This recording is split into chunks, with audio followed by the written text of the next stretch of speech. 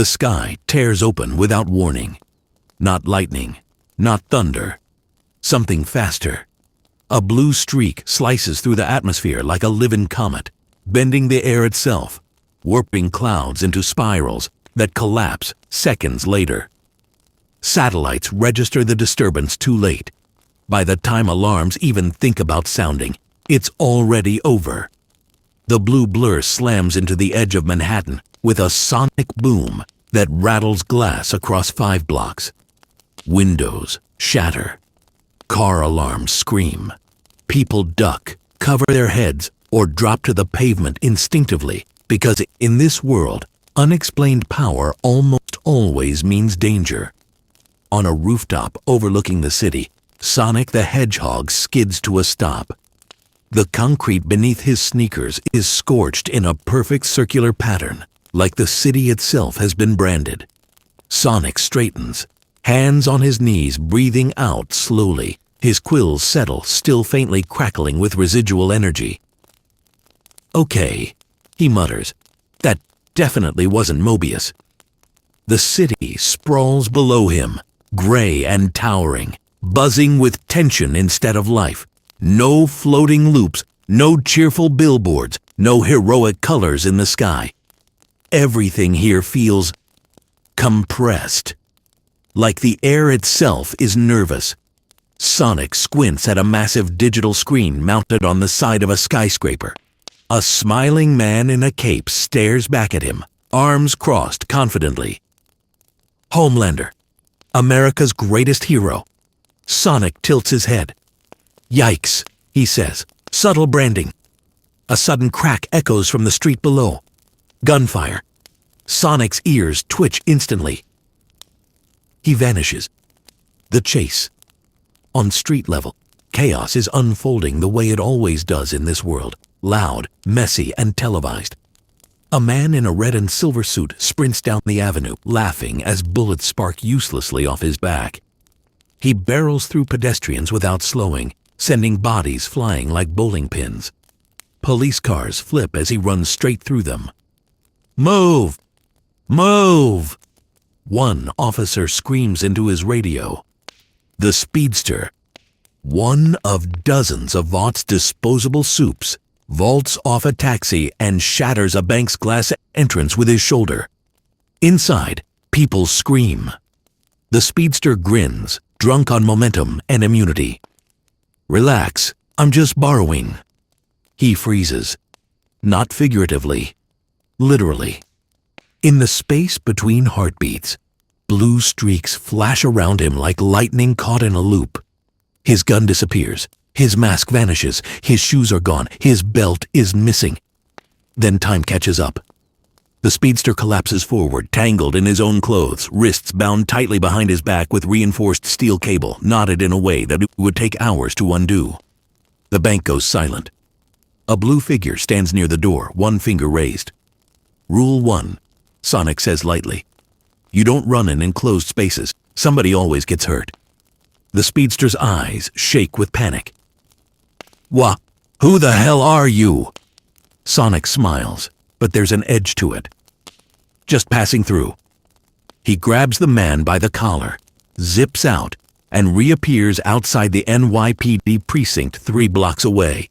In less than a second, the speedster is gently seated on the pavement with a neat little bow tied on top of his restraints. Sonic taps the sign above the door. Knock. Don't crash. It's polite. Police officers spill out, guns raised, then freeze in confusion.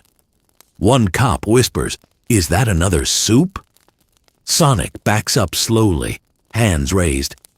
"Hey, easy. Blue doesn't mean hostile." Phones are already out. Cameras are rolling. And Sonic feels it. That shift. The same feeling he's felt on 100 worlds, the moment when hope and fear collide, and the world decides what kind of story it's about to tell. Vought takes notice. High above, inside Vought Tower, the mood is anything but hopeful. Monitors replay the footage in slowed frames, blue streaks, distorted air, a speed far beyond A-Train's metrics.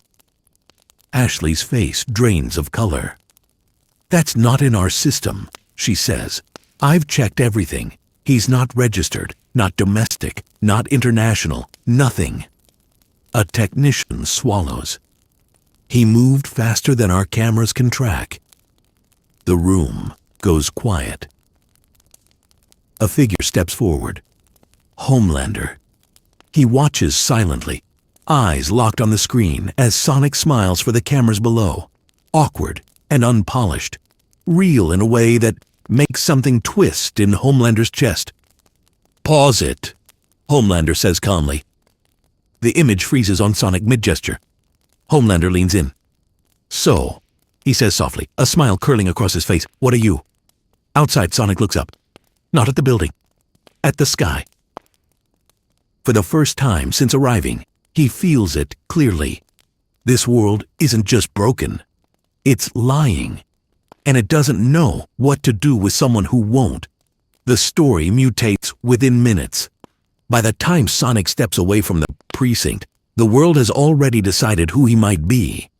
Screens light up everywhere. Phones, taxis, storefront TVs. Footage loops endlessly, the blue streak, the tied-up speedster. Sonic's casual grin caught mid-frame like a branding opportunity. Breaking news. Unknown. Soup stops bank robbery in NYC. The anchor's smile is tight, manufactured. Authorities are calling him a vigilante speed-type soup, though Vought International has yet to comment on whether this individual is affiliated with the... Sonic grimaces. Yeah, that's not great. He moves, slowly, this time, through the streets. People stare, some wave, others flinch. A kid points excitedly before his mother yanks him back. In this world, capes don't mean safety. They mean damage control. Sonic feels it in the way conversations stop when he passes. In the way armed guards tense, fingers brushing triggers. In the way smiles vanish the moment they think he's not looking. He's been on dark worlds before. Worlds ruled by fear, by tyrants, by false heroes. But this one pretends. A billboard flickers overhead, switching to a familiar face. Homelander. Perfect teeth. Perfect posture. Perfect lie. Sonic exhales slowly. "Okay," he mutters. "Let's figure out what game we're playing." The invitation... It comes faster than expected. A black SUV screeches to a halt across the street, Vought logo gleaming under tinted glass. Armed escorts fan out, forming a neat, controlled perimeter. A woman in a sharp suit approaches, all confidence and rehearsed calm. "Mr. Sonic," she says smoothly. "I'm with Vought International. We'd love to talk." Sonic raises an eyebrow. "You know my name already?" Her smile tightens. "We know a lot of things." Behind her, cameras hover just out of frame, close enough to catch the right angle. Sonic looks at the crowd, the police, the billboards, then back at her. "Talking's free," he says. "Lead the way." Inside the machine, Vought Tower is immaculate. Too immaculate. Every surface shines. Every hallway smells like money and bleach. Sonic's shoes squeak faintly against the marble floor, the sound echoing more than it should. He feels watched. Not just by cameras, but by expectations. They usher him into a conference room overlooking the city. Floor-to-ceiling glass. Perfect view. Perfect trap. Moments later, the door opens. A-Train steps in first. He stops dead when he sees Sonic. "Ah, you gotta be kidding me." Sonic glances him up and down. "Huh, you're fast too." Or, he tilts his head, listening. "You used to be." A-Train bristles instantly. Before he can respond, another presence fills the room. Homelander enters without urgency, cape flowing, smile locked in place like a weapon. "Hey there," Homelander says warmly. "Welcome to Vought." Sonic meets his gaze. The air tightens. Behind Homelander's eyes, Sonic feels it. A pressure like a loaded gun. power wrapped around something rotten.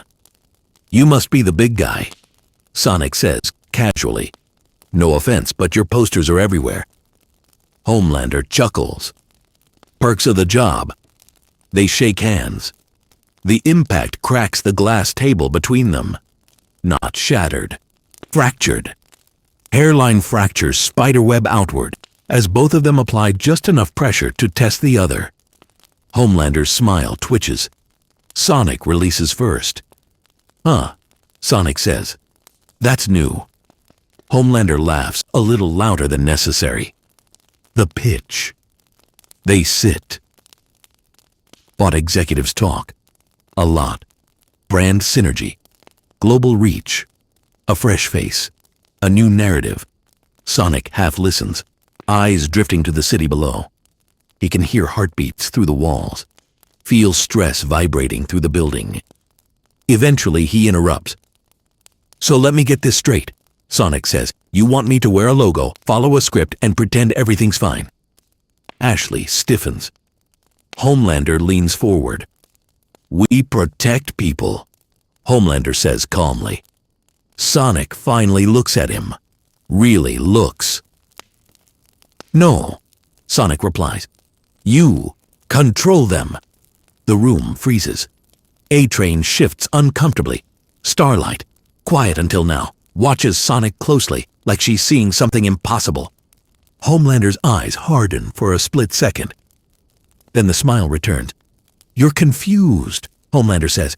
"You don't understand how things work here." Sonic stands. "That's the problem," he says softly. "I do."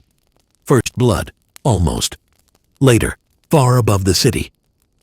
Homelander hovers in the air, arms crossed, pretending this is casual. Sonic floats opposite him, standing on nothing but speed and confidence. "No cameras," Homelander says. "Just us." "Good," Sonic replies.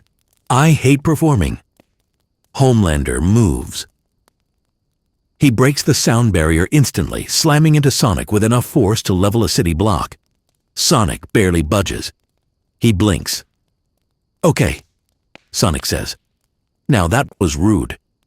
Homelander attacks again, faster, harder, angrier.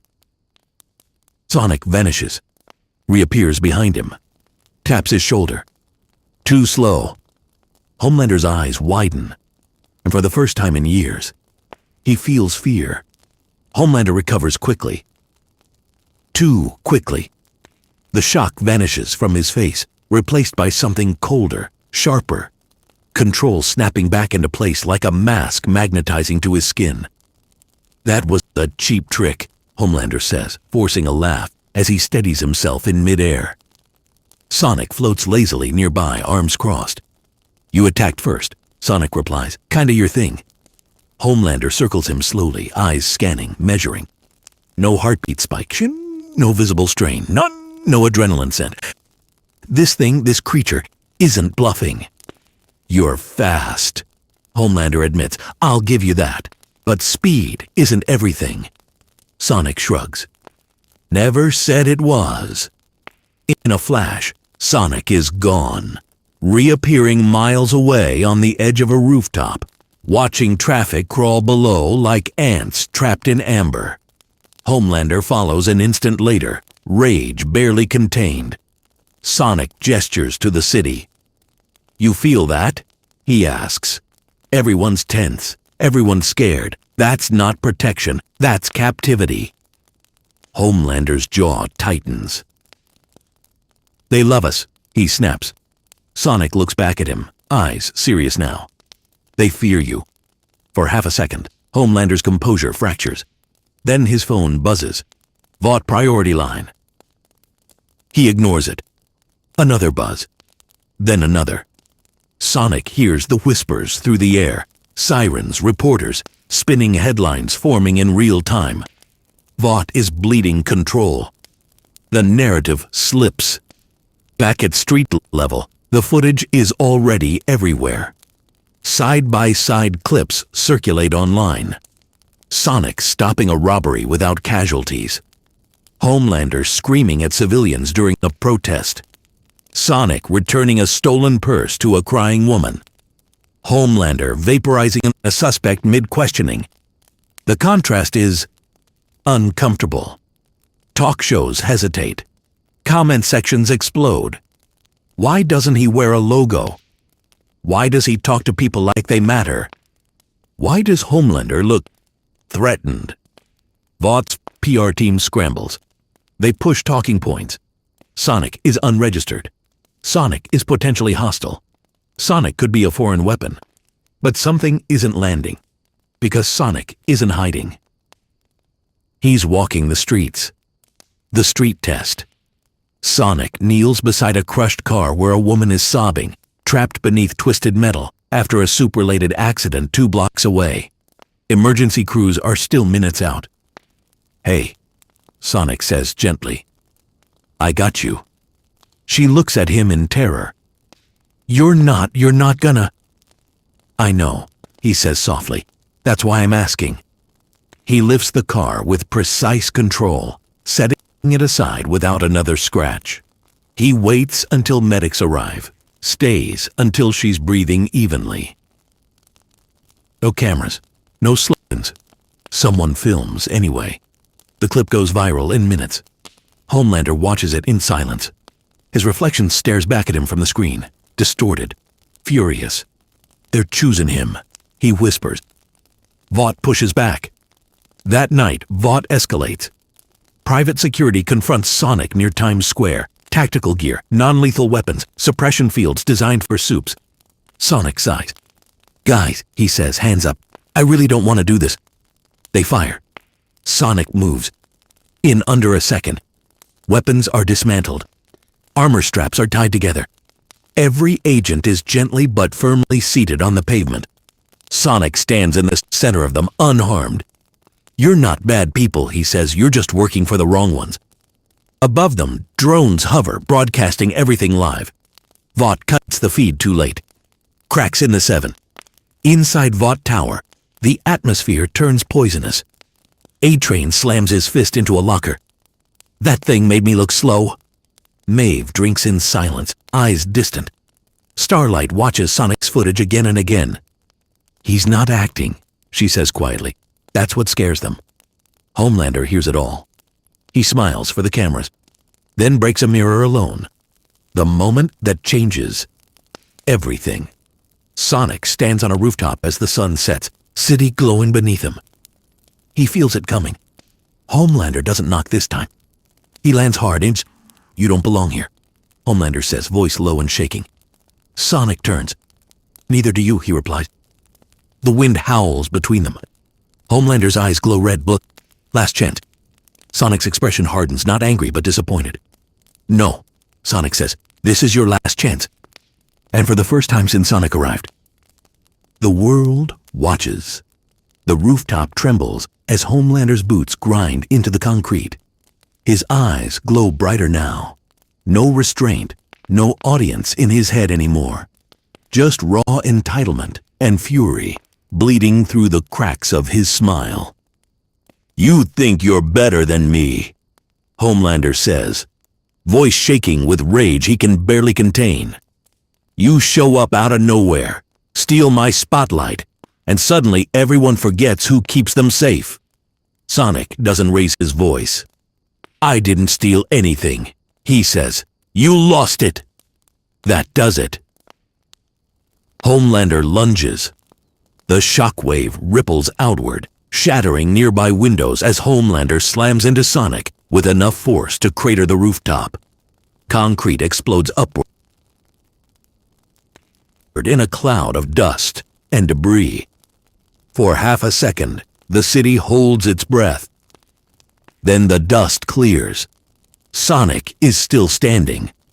His feet are planted firmly in the fractured concrete, body leaned forward slightly, one hand braced against Homelander's chest, holding him there.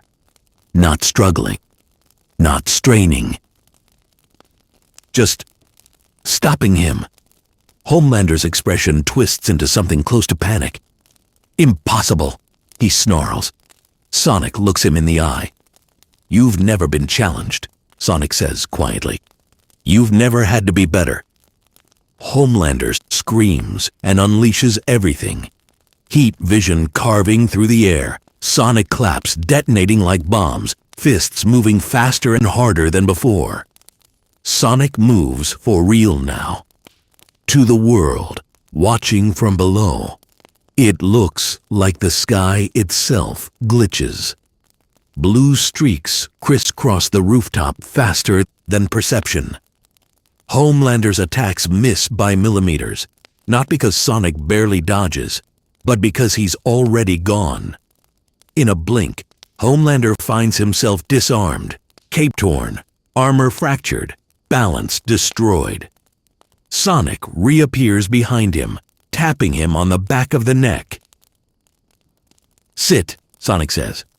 Homelander collapses to one knee. The city goes silent. Phones are raised everywhere. No spin, no cutaway, no Vought-approved angle. Just truth.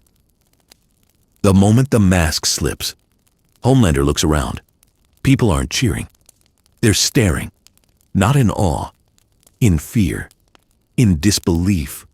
In realization. He tries to stand. He can't. Sonic kneels in front of him. "I could hurt you," Sonic says. "I won't." Homelander's voice cracks.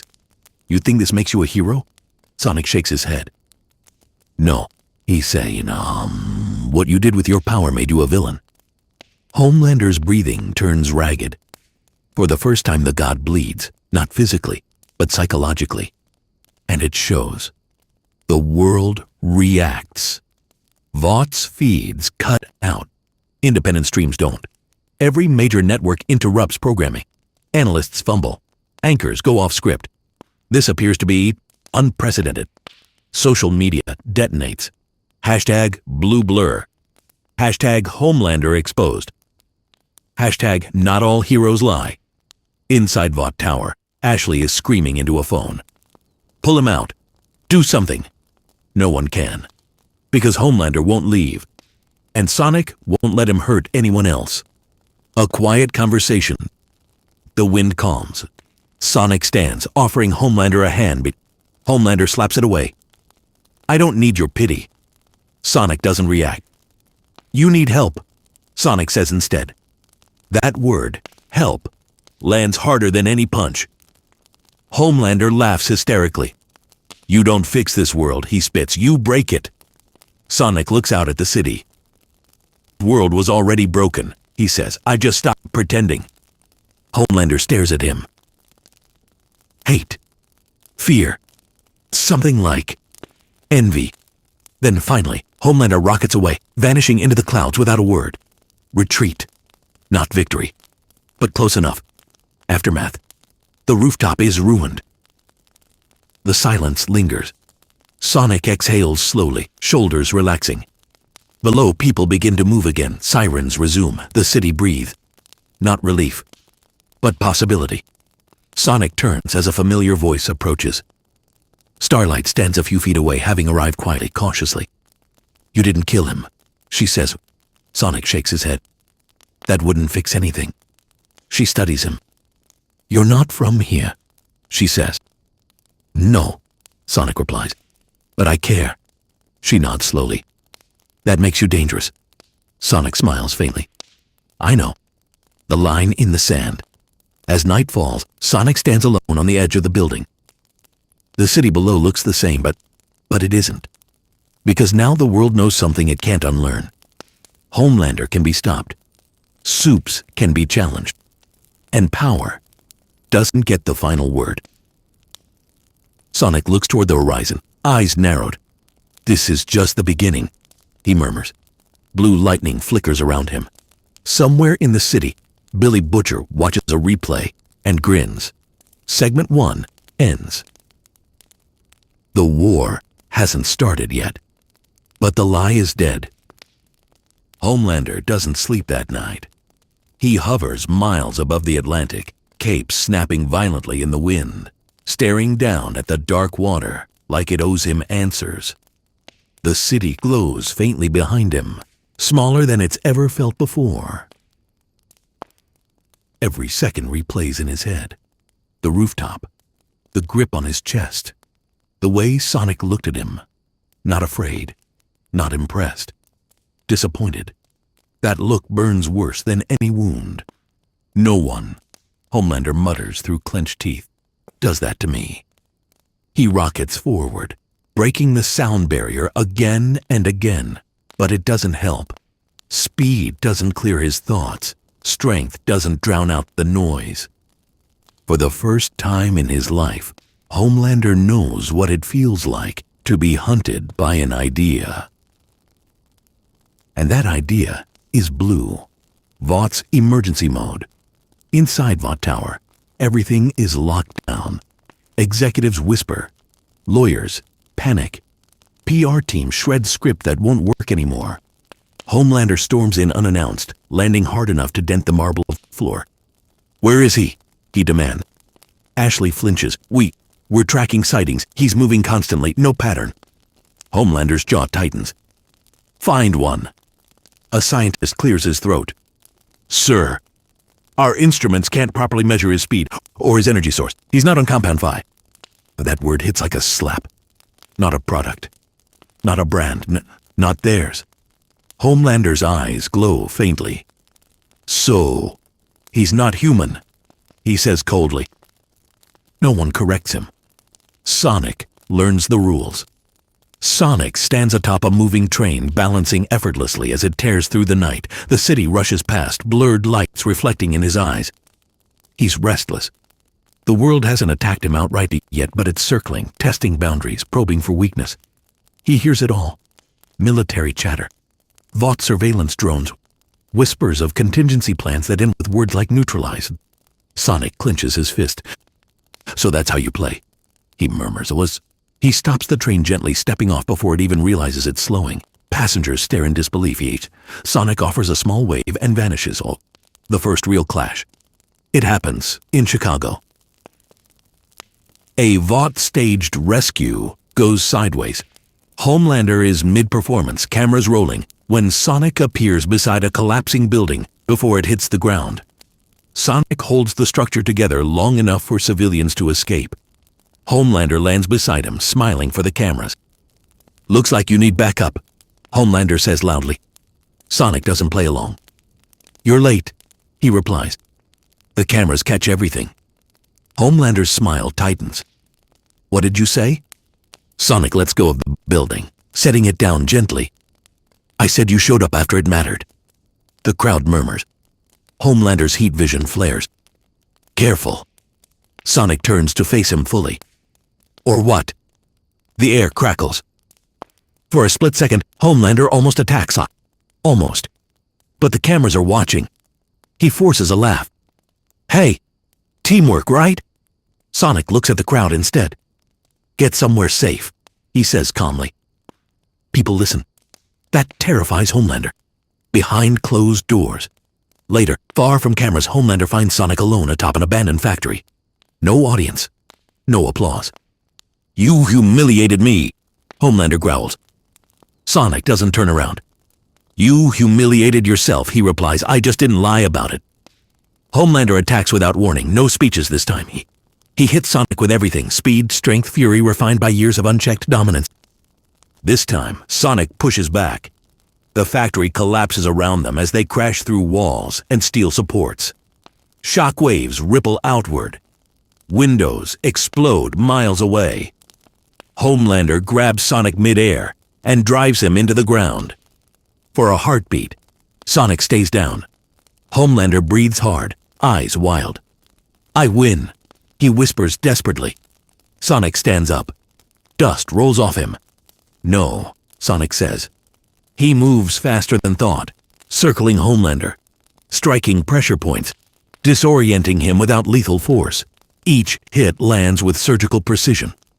Homelander staggers, confused, overwhelmed. "You're strong," Sonic says, voice echoing from everywhere. "But you don't know how to fight someone who doesn't need to prove anything." Homelander screams and unleashes heat vision in every direction. Sonic stops in front of him, inches away, and catches the beams. With his bare hands, the light bends. The heat dies. Homelander's eyes widen in pure horror. Fear becomes personal. Homelander pulls back, shaking. "What are you?" he whispers. Sonic finally looks angry.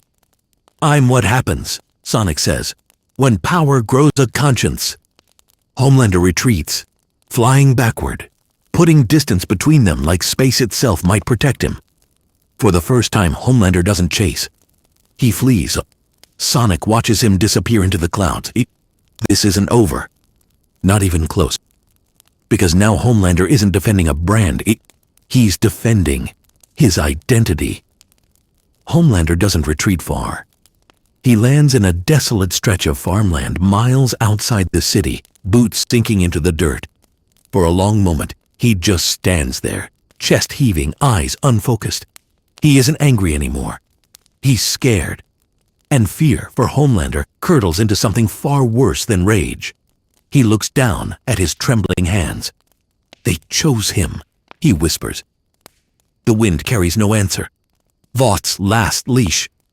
Back at Vought Tower, Homelander storms through security doors that barely have time to unlock. Staff scatter like prey. Ashley steps forward, voice shaking. "We're managing the narrative." Homelander grabs her by the throat and lifts her off the ground. "There is no narrative," he says softly. "There is only control." He drops her like trash. A scientist dares to speak. "Sir, if we provoke him further, public sentiment may..." Homelander turns slowly. "You're telling me," he says, eyes glowing faintly, "that I should be careful?" No one answers. Homelander smiles. "Good. The line is crossed. The next move isn't loud. It's surgical." In Des Moines, a small apartment building collapses during what Vought labels a training exercise gone wrong. Cameras arrive fast. Too fast. Homelander hovers above the wreckage, face solemn, cape fluttering gently. "We did everything we could," he tells reporters, "but some threats can't be reasoned with." A name starts circulating. Sonic. Sonic hears it instantly.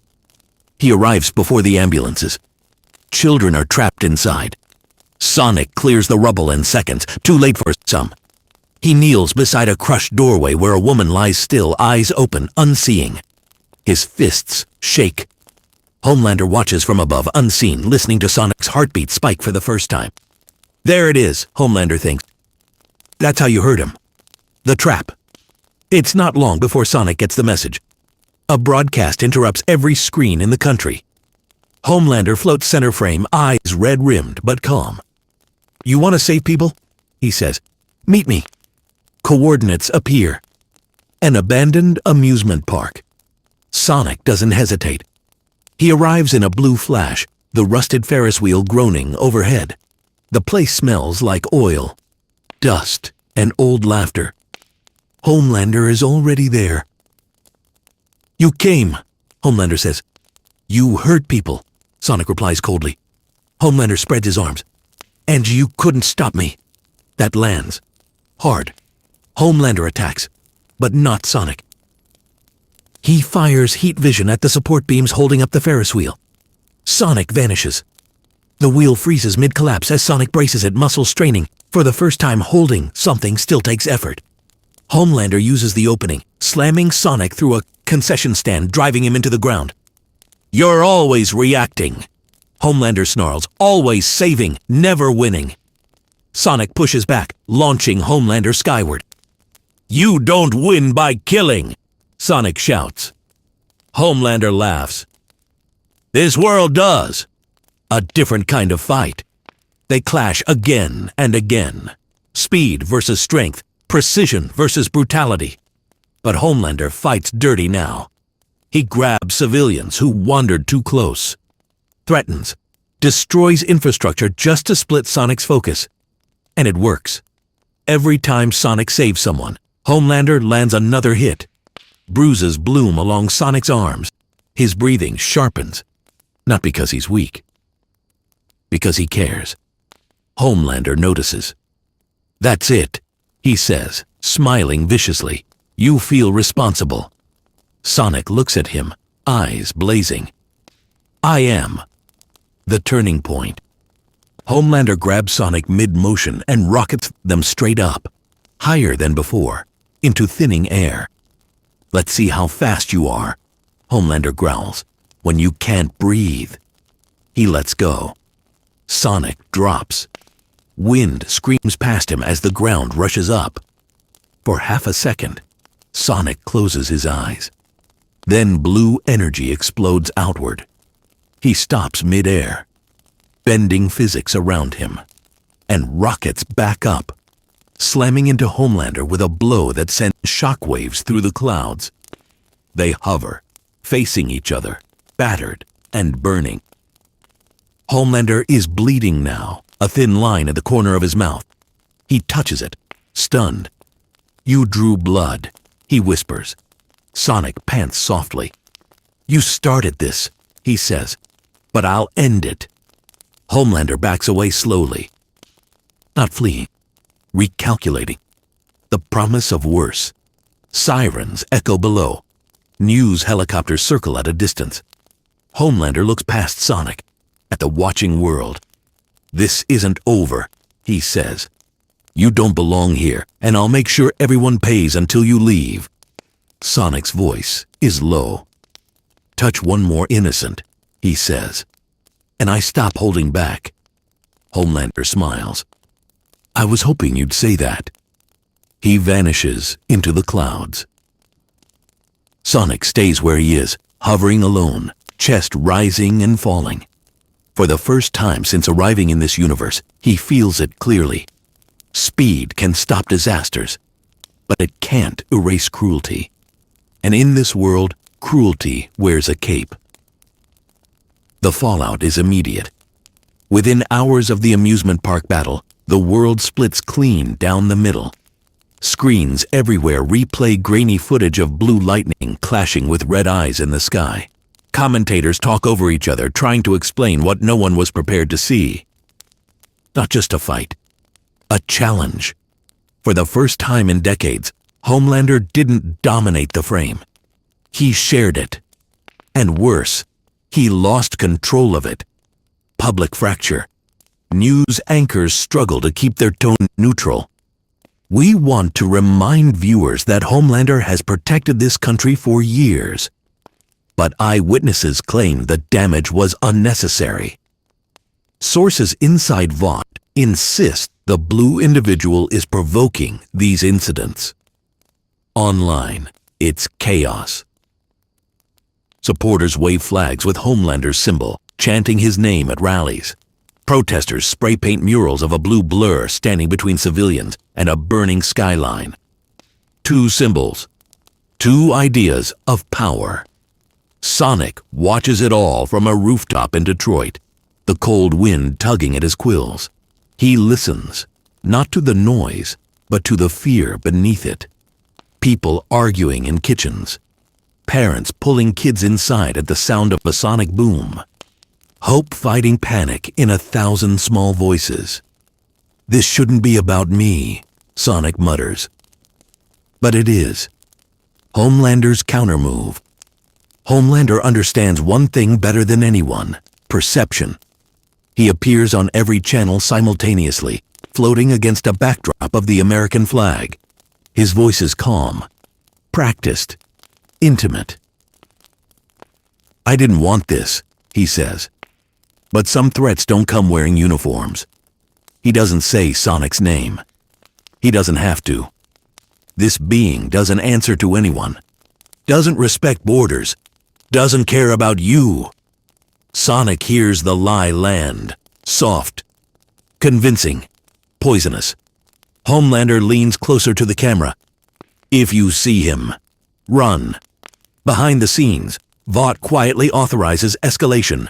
Military hardware, experimental weapons, soup, task forces, with orders that don't include arrest Taid. The first hunt. It starts in Nevada, a remote highway, an evacuation convoy rerouted for safety. Sonic arrives because he hears fear, sharp, immediate, wrong. He finds the convoy surrounded by armored vehicles and powered operatives, weapons trained on terrified civilians. A commander shouts, "Target confirmed." Sonic steps between the barrels and the people. "Back away," he says, voice steady. They fire anyway. Sonic moves. In under a second, vehicles are disabled, weapons melted or twisted harmlessly into scrap. He doesn't strike back, only disarms. The soldiers stare at him, stunned. "We're just following orders," one whispers. Sonic looks past them, at a drone hovering high above. Watching. Recording. "Tell your boss," Sonic says quietly. "This ends now."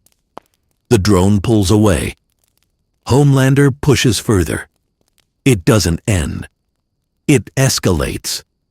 In Atlanta, Homelander intervenes in a hostage situation by leveling half a block. He saves the hostages after the cameras arrive. In Seattle, he publicly confronts a protester holding a blue lightning sign. The man disappears the next day. Sonic hears about all of it, feels it. Each incident is a message. You can't be everywhere. You can't stop me without becoming me. The strain shows. Sonic's movements grow sharper. His jokes disappear. His pauses lengthen. He's fighting a man who doesn't want to win.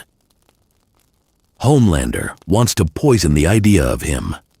A quiet moment with consequences. In a small town in Kansas, Sonic stops to help rebuild a school damaged during a soup chase weeks earlier. No cameras, no broadcasts. Just him, slowing down enough to help lift beams, straighten walls, reassure shaking teachers. A little girl tugs at his glove. "Are you the bad guy?" she asks softly. The question hits harder than Homelander ever could. Sonic kneels. "No," he says. "But some people are scared, and scared people make bad choices." She nods, considering. "Are you gonna leave?" Sonic hesitates. "I don't know." She hugs him anyway. Homelander sees the footage later. And something in him snaps. The message. That night, the lights go out across 3 states. Emergency broadcasts hijack every screen. Homelander floats in the darkness, eyes glowing like twin suns. "This is what happens," he says, "when outsiders play hero." Behind him, a power plant burns. Sonic arrives seconds later, but the damage is done. Hospitals scramble, cities panic. Homelander smiles directly at the camera. "You want him?" he says. "Tell him to come find me." Coordinates flash. Not abandoned. Not empty. A major city. Sonic makes a choice. Sonic stands alone on a skyscraper.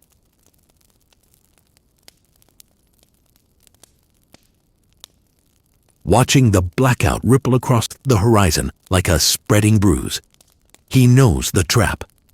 Homelander isn't just baiting him. He's daring Sonic to choose. Fight him head on and risk everything. Or stay defensive and let the world bleed.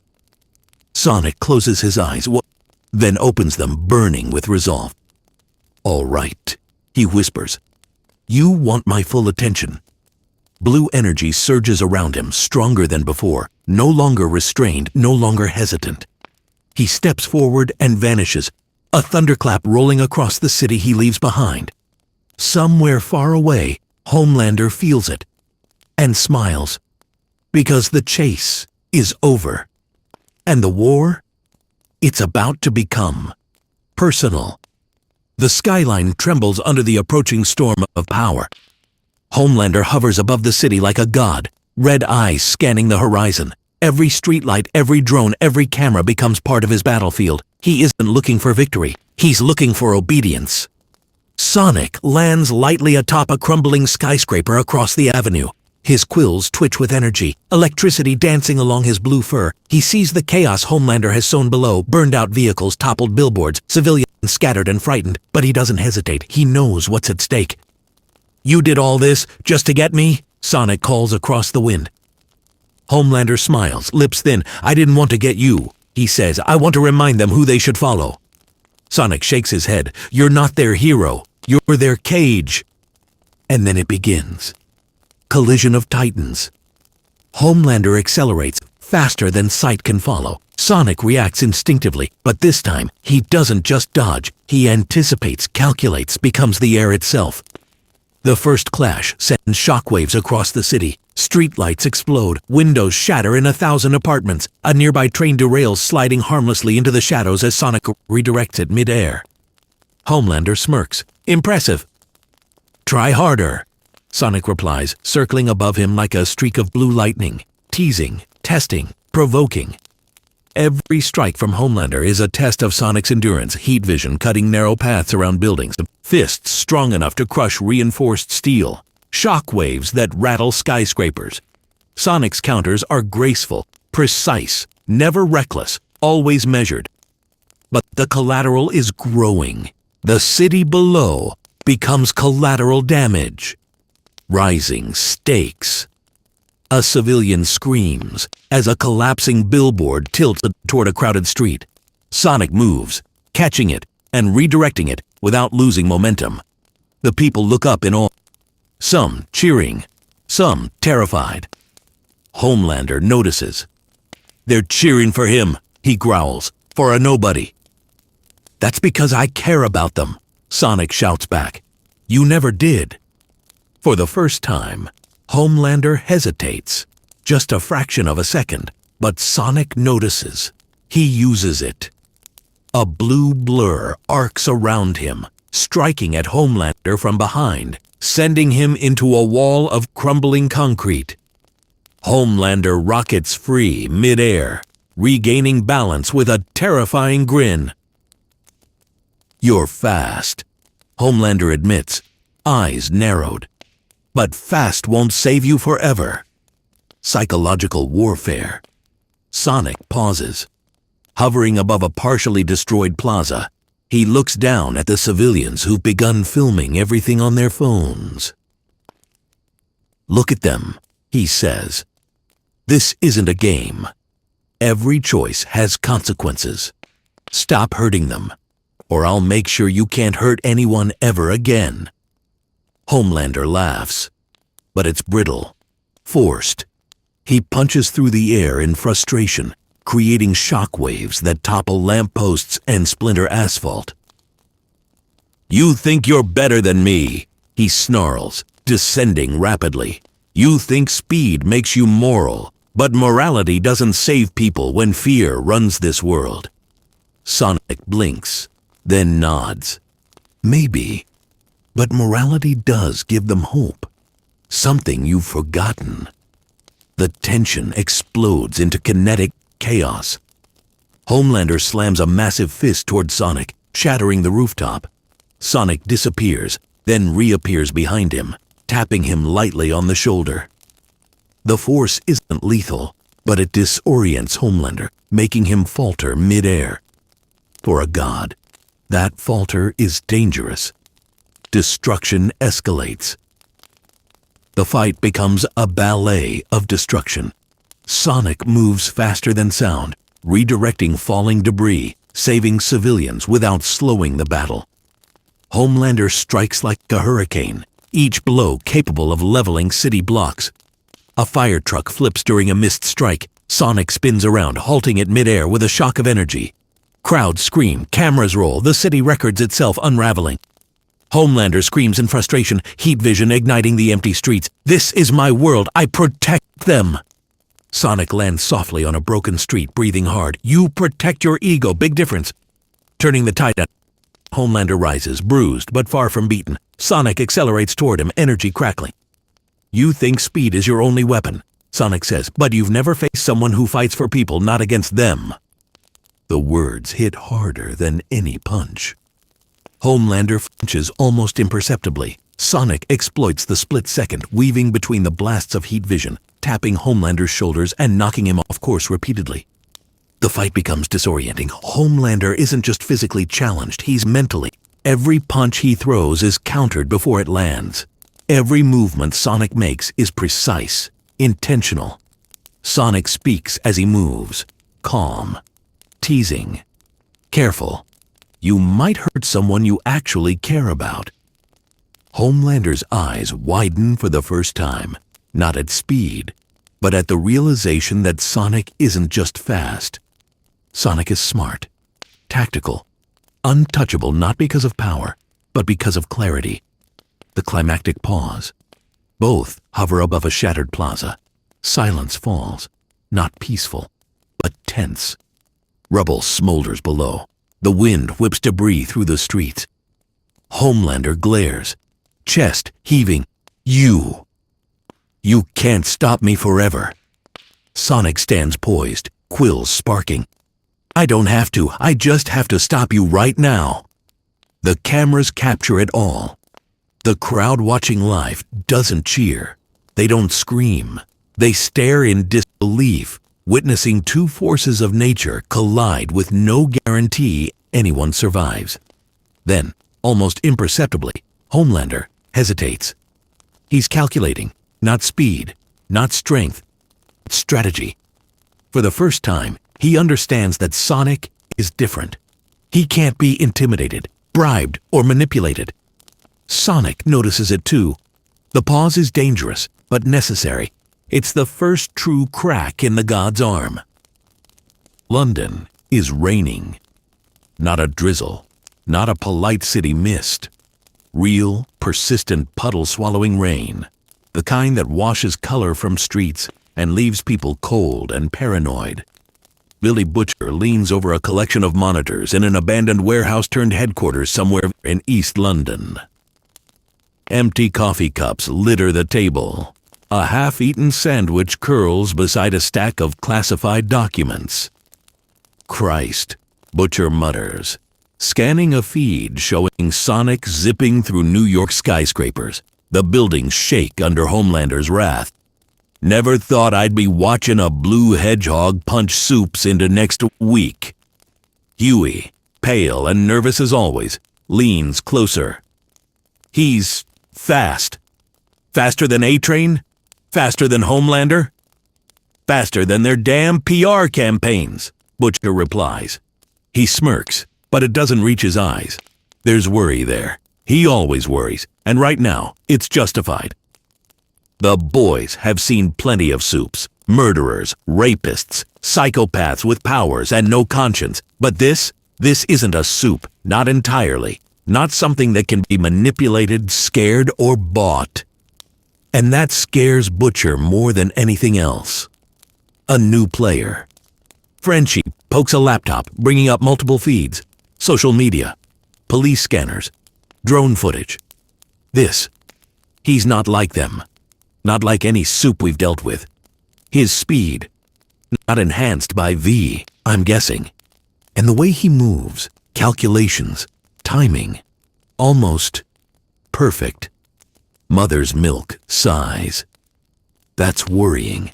Soups with V are bad enough. Soups without limits? Christ. Butcher leans back in his chair, steepling his fingers. And the thing is, he ain't here for us yet. He's just doing his thing, cleaning up their mess. That makes him a wild card. Huey gulps. So, he's on our side? Butcher shoots him a glare. Don't be daft, Huey. Ain't no sides yet. Sides are made of blood and choices. We watch. We wait. Then we act. Assessing the threat and opportunity. The team huddles over a city map projected onto the floor. Red dots, Homelander's latest appearances, blue streaks, Sonic's movement patterns, the lines crisscross, forming an intricate web of chaos and opportunity. Look at that, Frenchie mutters. He moves like he knows exactly where danger will be before it exists. Mother's Milk squints. That's tactical genius, not instinct. Butcher cracks his knuckles. Means he can be used, can be helped, can be a weapon, if you play it right. Huey shivers. I don't like thinking of people like that. Butcher leans forward. Kid, that's the business we're in. People die if you don't think like that. You want to sit on the sidelines while Homelander decides who lives? Didn't think so. The team stays quiet. They know Butcher's right. First real contact. Sonic doesn't know the boys exist. Yet. He's busy. Civilians, collapsed buildings, misfired heat vision. Each city he saves only draws more attention, not all of it good. Butcher taps a key, zooming in on a drone feed showing Sonic in action. That's him, he says. That's the one who made Homelander twitch. Frenchie leans close. He's careful, thoughtful, protects civilians even when they're in the line of fire. That's unusual. Huey whispers, "Do you think he'd trust us?" Butcher grins. "Kid, if we play it right, he'll come around. Everyone needs someone to trust." Mother's Milk shakes his head. "Or he sees right through us and vanishes before we blink. You've seen what he does, Butch." Butcher smirks again. "Then we make sure he sees us the right way." Gathering intel. The boys start digging. Every camera, every news clip, every social media post is logged. Sonic's patterns are meticulous, always saving first, retreating before damage escalates. He's moral, not reckless. Frenchie observes, "Notice how he avoids lethal force. The people who die are never his fault. He's predictable in a moral sense, unpredictable otherwise." Huey frowns. "So he's not a weapon like other soups. He's different." Mother's Milk nods. "Exactly. That's why Homelander's losing his mind. He can't control him, can't scare him, can't brand him." Butcher leans back, considering. "And that's where we come in. If we can get him on our side, or at least communicate, we could finally have a fighting chance. Not just against the Seven, against Vought itself." First outreach. The boys decide on a test. Nothing direct. A subtle gesture. A signal that Sonic can recognize as help, not threat. Frenchie assembles a device, a drone carrying a small package, an encrypted message, a clear but cautious request for communication. Huey swallows. "Do you really think he'll answer?" Butcher grins like he's expecting a war. "He's curious. Curiosity's all we need right now. One look at a Vought drone getting reprogrammed, that's all it takes." The drone lifts into the night sky, dodging city surveillance. Sonic, patrolling a disaster site, notices the anomaly almost instantly. Blue sparks flare across the sky as he intercepts it, hovering above the drone. He examines it carefully. No threat detected. Only a message. Only words. "We see you. We're on your side. If you want to talk, meet us safely. We're not with Vought." "B." Sonic tilts his head. The signature B resonates faintly. Not a name, but a symbol. A challenge. He disappears into the night with barely a whisper of motion. Decision time. Back in the warehouse, Butcher grins at the feed showing Sonic intercepting the drone. "There you go. He's curious. Now we wait. Let him come to us, or let him leave. Either way, we're ready." Huey bites his lip nervously. "And if he doesn't trust us?" Butcher laughs, low and dangerous. "Kid, if he doesn't trust us, he won't be around long. That's the way this works. But right now, we got a blue blur poking holes in Homelander's ego, and that's worth more than any paycheck Vought could throw at us." Frenchie smirks. "Oh, it's on. The world won't know what hit it." Mother's Milk nods grimly. "Let's just hope we're not too late." Sonic pauses atop an abandoned overpass, the city lights far below flickering like fireflies. His ears pick up the faint whir of a drone approaching. Not threatening, not aggressive, but precise, almost delicate. He lands lightly, examining the small craft. Its casing is stripped of logos, cameras encrypted. The message is simple, yet unmistakable. "Meet us. Safe. Trust is earned, not given." Sonic scans the skyline. No immediate danger. No tailing drones. His instincts hum. The signal isn't a trap, or at least it isn't a conventional one. Curiosity flares. Blue sparks ripple down his back as he decides. He's going to play this carefully. The warehouse. The boys' headquarters is hidden beneath an unassuming warehouse in East London. Sonic approaches cautiously, scanning for surveillance, booby traps, or signs of compromise. The place reeks of old coffee, rusted metal, and purpose-built secrecy. Butcher is waiting. Not formally, not in a uniform or posture of authority. Just leaning casually against a crate, eyes sharp, sizing up the visitor. "You the blue blur?" Butcher says, voice low but commanding. Sonic tilts his head. "Depends who's asking." Butcher smirks.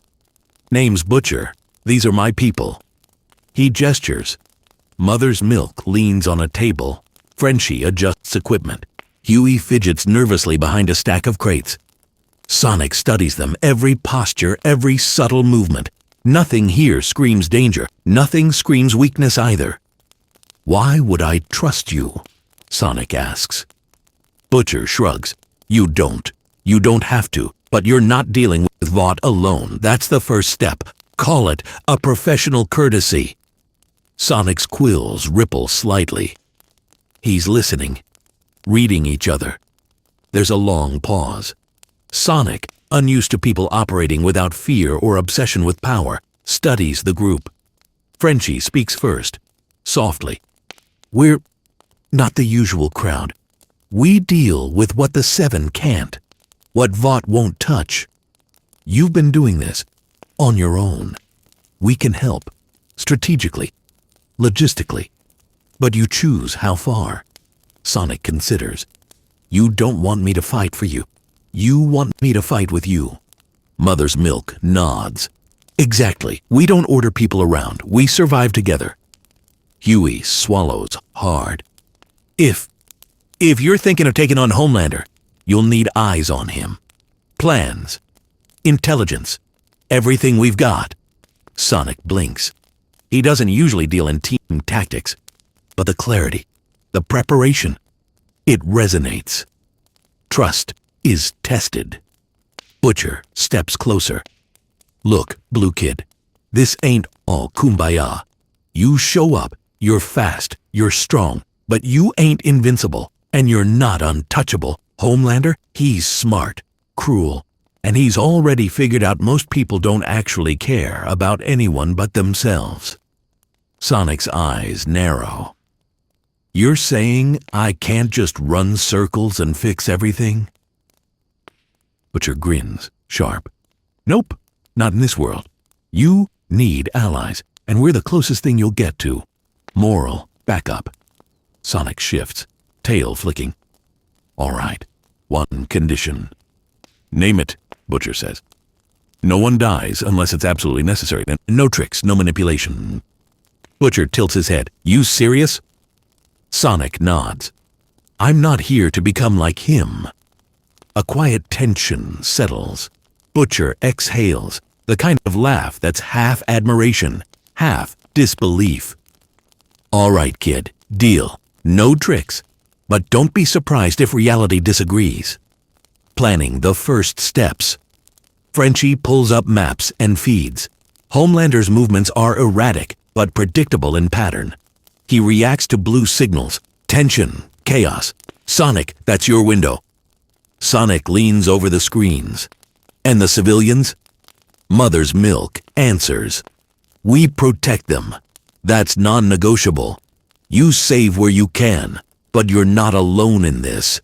We've got the tools, the logistics, and the eyes you don't. Think of it as a perimeter, not a leash." Sonic nods, quills sparking faintly. The concept of help without control is foreign, but intriguing. Butcher leans back, hands clasped. "You keep Homelander busy. We gather info, hit weak points, plan contingencies, fast strikes, clean exits, minimal mess. If this works, we might finally level the playing field." Sonic considers. "So I'm not running solo anymore?" "You never were," Butcher replies. "Just didn't know it yet." The test message. The boys give Sonic a comm device. A simple earpiece linked to secure channels, Encrypted, direct. Frenchie hands it over. If it buzzes, you answer, only when necessary. Think of it as eyes in the sky, extra hands, and a little common sense. Sonic fits it over his ear. It's light, non-intrusive. He tests it, hearing Butcher's voice instantly, clear and precise. You hear that? Huey whispers. Sonic smirks faintly. Yeah, not bad. Mother's Milk glances at Butcher. He trusts us enough to test it. That's more than I expected. Butcher nods. Don't celebrate yet. This is just step one. Next steps are where we see what he's made of and how Homelander reacts when he realizes we're connected. Sonic leans back, energy rippling around him. Then let's see what happens. The calm before the storm. The night stretches, filled with quiet planning, tactical overlays, and discussions of Homelander's patterns. Sonic is absorbing everything, learning the stakes, understanding the depth of corruption he faces. For the first time, he feels something unfamiliar, the possibility of a team. Not just strength, not just speed, strategy, allies, a plan. And in a world ruled by monsters in capes, even that is dangerous. The city sleeps, or pretends to, but somewhere in the clouds, Homelander watches, waiting, measuring. And the boys, alongside Sonic, prepare for the storm they know is coming. The warehouse hums with activity. Maps, monitors, laptops, and old-school printed city grids cover every surface. Sonic leans over a central table, studying patterns projected in neon lines and dots, tracing Homelander's movements over the past 48 hours. Frenchie gestures toward a section of downtown. See here? Heat spikes, vehicle incidents, high civilian presence. That's Homelander reacting to chaos, but he's predictable, almost like he's chasing a ghost. Sonic frowns. You mean he's baiting me? Mother's Milk shakes his head. No, he's baiting himself, and you're the reflection he can't stand. Huey swallows, eyes wide. You mean he's losing it? Butcher chuckles darkly. Losing control is exactly what we want him to do. Just gotta make sure no one dies while he's flailing. Sonic leans back, quills flicking. So, we make him flail. Got it. What's first? Coordinated surveillance. Frenchie pulls up a live feed from a fleet of drones scattered across the city. We need eyes on every soup. Cameras, street-level scanners, thermal. You move fast, yes, but Homelander's not dumb. He learns. He adapts. We need the full picture. Sonic's ears twitch as signals ping softly around the warehouse. He's not used to relying on tech, but the precision appeals to him. And if he notices? Butcher leans forward, voice low. Then you move faster. Don't stop. Don't hesitate. Keep him guessing. You're untouchable, but he's dangerous. Don't forget that. Mother's Milk adds, every action we take, every maneuver you make is going to be monitored. Civilians, media, we control as much of it as we can without becoming the target ourselves. That's your perimeter, Blue. Sonic nods. Understood. Eyes open, hands clean. The first test. The plan is simple, but delicate. Homelander has a habit of showing up in public during disasters, reacting to chaos with predictable patterns. Sonic's first coordinated action with the boys will exploit that. A construction site is rigged for a controlled disaster. Minor explosions, falling girders, smoke. But Sonic and the boys are ready. The goal: test Sonic's coordination with human operatives and see if Homelander reacts.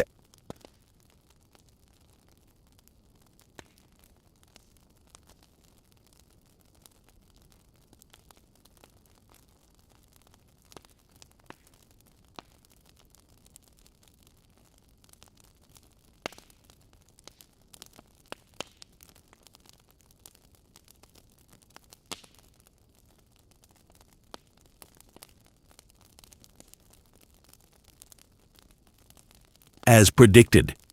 Sonic arrives first, blue energy sparking faintly as he stabilizes collapsing structures, guiding trapped workers to safety. From the shadows, the boys watch, radio silent, cameras rolling, drones capturing every microsecond. Then, Homelander appears. The city freezes for a moment as he descends. Red eyes scan the scene. Sonic doesn't hesitate. He moves with precision, calculating every step, saving civilians while simultaneously forcing Homelander to expend effort tracking him. Butcher whispers into the radio. "Now, kid. Push him toward the northeast sector. Keep him busy. Don't let him think he's winning." Sonic darts between buildings, leading Homelander past the observation drones, where Frenchie remotely manipulates lighting, shadows, and environmental elements to influence Homelander's attention. It's a delicate dance, speed against strength, strategy against instinct. Homelander notices the pattern. Homelander pauses mid-air, hovering above a street as Sonic appears ahead, redirecting a falling crane away from civilians. "Wait a minute," he mutters. "How?" Sonic glances over his shoulder, a faint smirk on his face. "You really thought I was just running in circles?" The subtle coordination, the manipulation of environment, the preemptive civilian protection, it all throws Homelander off. He's powerful, but he's not used to counter-strategy from someone outside his control. Below, the civilians cheer instinctively, unaware of the precision behind their survival. Homelander's eyes flare. "You think the people care?" he growls. "They belong to me." Sonic lands briefly, quills sparking as he points toward the next trap Butcher and Frenchie have set up. A precarious scaffolding rigged to force Homelander into a maneuver. "I'm not asking for permission," Sonic says. "I'm just showing them a choice. Communication and trust." Through the comm device, Butcher guides Sonic. "Left, now right. Anticipate his dive. Avoid the civilians. You've got seconds." Sonic follows the instructions, adjusting speed and trajectory with exacting precision. The boys watch, coordinating signals, updating tactical overlays in real time. Sonic's trust in them grows.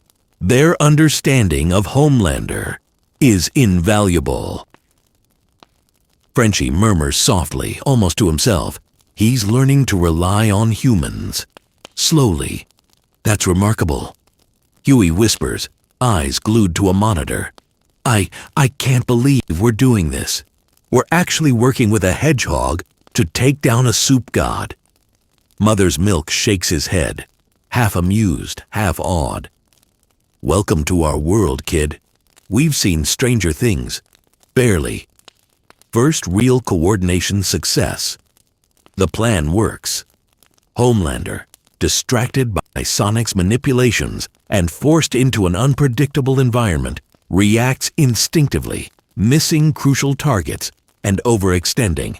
Sonic seizes the moment, redirecting falling debris, saving civilians, and retreating without hesitation. On the ground, the boys record everything. Satellite feeds, drone footage, thermal scans. They now have a blueprint for how a non-V Supe can operate tactically, and how Homelander reacts to a coordinated, intelligent opponent.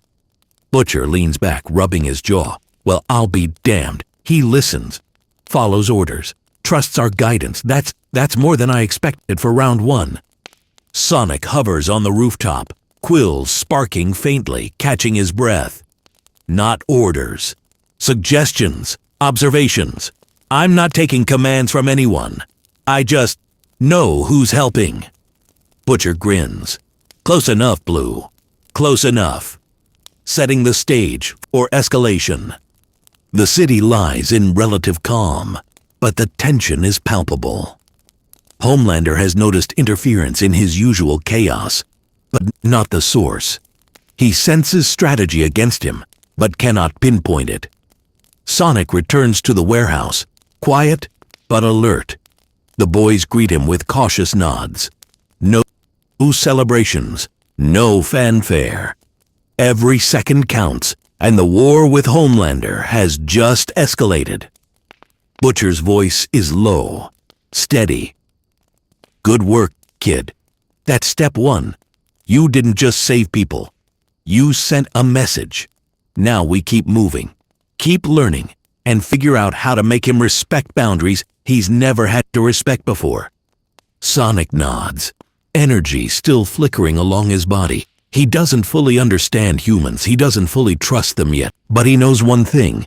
They see the same problem, and together they might just survive it. The warehouse is silent, save for the hum of computers, drones, and the occasional patter of rain against the steel roof. Sonic perches on a metal crate, tail flicking, energy faintly pulsing along his quills. The boys sit around, eyes sharp, minds racing. Butcher breaks the quiet. Round one's done. You didn't just survive, you made a statement. Homelander's gonna feel that tonight. Sonic tilts his head. Statement? You mean the civilians I saved? Butcher. Partly, but more than that. It's the first time he's realized he's not untouchable. That's a message, and right now he hates it. Mother's Milk leans forward. The coordination worked. Drones, shadows, control. Our lead. That's progress, Blue. You're not just fast. You're tactical. Sonic shifts slightly. I'm not following orders. I'm using guidance. You help me see what I can't. That's different. Frenchie nods. Semantics, but we like it. Means you're thinking, not blindly charging. Huey, nervously twisting his fingers, finally speaks. So, what now? We just wait for him to mess up again? Butcher shakes his head. No, we push, we prepare, we force him to overextend. That's how you make a god vulnerable, by making him think he's winning, then showing him he's not. Establishing protocols. The boys start mapping routines. Every movement of Sonic is now logged, predicted, and coordinated with the boys' tools. Civilian hotspots are flagged, danger zones are identified, and escape routes are calculated. Sonic watches, quills flickering. He's not used to this kind of meticulous planning. Most of his battles back in his universe were instinctive, reactive. Here, every step matters. Every decision has consequences far beyond a single city block. Frenchie speaks quietly, almost reverently. You've got to trust the system. Trust us. Not because we're perfect, but because we know how Homelander reacts. And if you play it right, you can keep people alive while making him scramble. Sonic nods, energy crackling softly. I can work with that, as long as no one dies, because of the plan. Mother's Milk smiles faintly. Deal. That's our golden rule, too. Just keep your quills sharp, speed faster, and your head cooler than Homelander's. Testing the alliance. The next step is subtle. A small test to gauge trust. A minor incident, carefully orchestrated. A collapsing crane in a construction yard. Simulated threats to civilians. And an unseen Homelander feed courtesy of Frenchie's drones. Sonic arrives first, as expected, saving workers and redirecting falling steel. But this time, his movements are coordinated. The boy's instructions guide him to position, anticipate Homelander's likely reaction, and minimize collateral damage. Butcher watches through a tactical overlay. Perfect, keep him engaged but controlled. Don't let him realize he's being toyed with. Sonic executes flawlessly. Homelander appears briefly, scanning the chaos. His eyes flare with frustration. He doesn't know the source of the interference, but he notices the precision, the anticipation, the mark of planning. Sonic communicates silently through the comm device. Left, avoid civilians, northeast sector. Butcher nods. Good. Adjust for wind drift. Drones in place. Thermal checks. Go. The sequence unfolds with calculated perfection. Sonic's speed, combined with the boys' coordination, forces Homelander into overextension. He reacts instinctively, miscalculates his strikes, and expends energy correcting mistakes he didn't anticipate. It's a success, a small one, but a victory nonetheless. Building mutual respect. After the test, Sonic returns to the warehouse. He lands lightly, breathing hard, quills still sparking faintly. The boys greet him with quiet nods, no celebrations, no over-the-top praise, just acknowledgement. You're learning to rely on people without losing control, Mother's Milk says. I'm learning to trust enough to listen, Sonic replies. I still make my own calls, but it helps to have backup. Frenchie smirks. We don't take offense. In fact, we expected it. You're unique. Butcher grins. Yeah, kid. And that's why you're worth the trouble. Most soups just smash through obstacles. You actually think? Huey hesitates, then mutters, I never thought I'd see a hedgehog work with humans like this. It's kind of inspiring. Sonic flicks his ears. Inspiring isn't my goal. Survival is. Protection is. But if it works out, maybe a little inspiration isn't bad either. Homelander notices changes. Across the city, Homelander hovers atop a skyscraper, observing the aftermath of the test scenario. He's scanning every camera feed, every street, every shadow. His red eyes flare with anger. This isn't random, he mutters. Someone's coordinating him. Someone's giving him guidance. He clenches his fists. I will find them.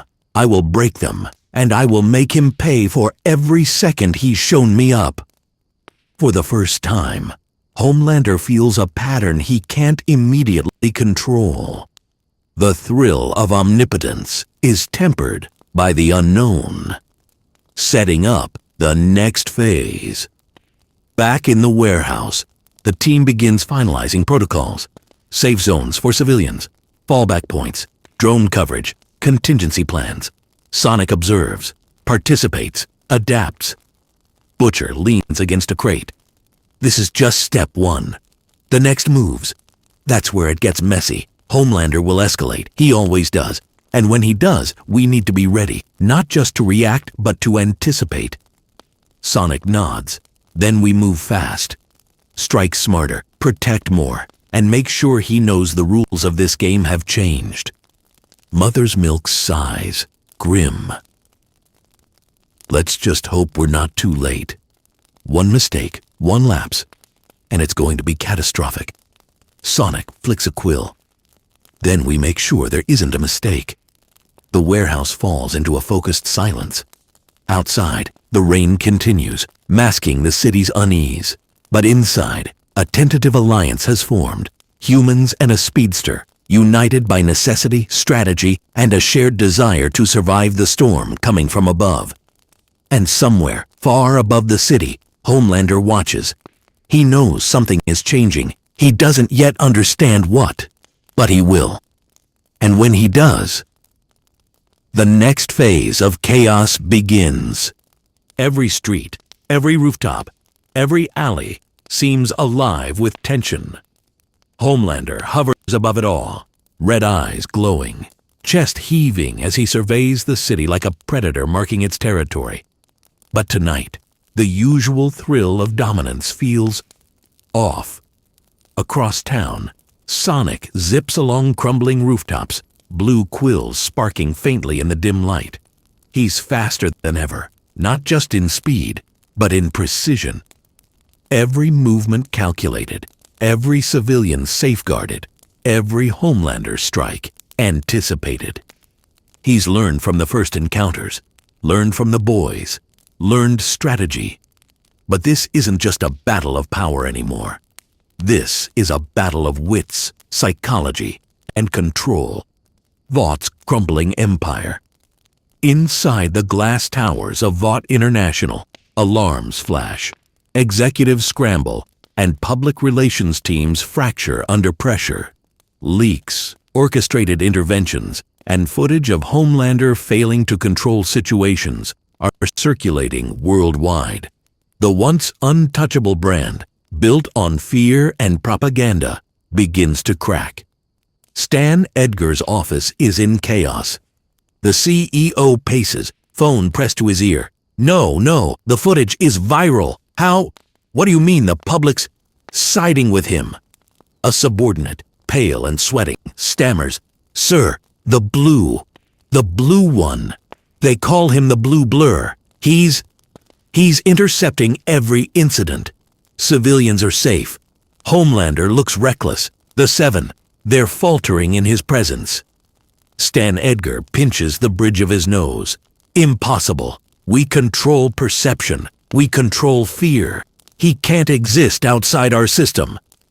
But outside the office windows, sirens wail, drones record, and the city itself becomes a testament to their unraveling grip. Homelander begins to break.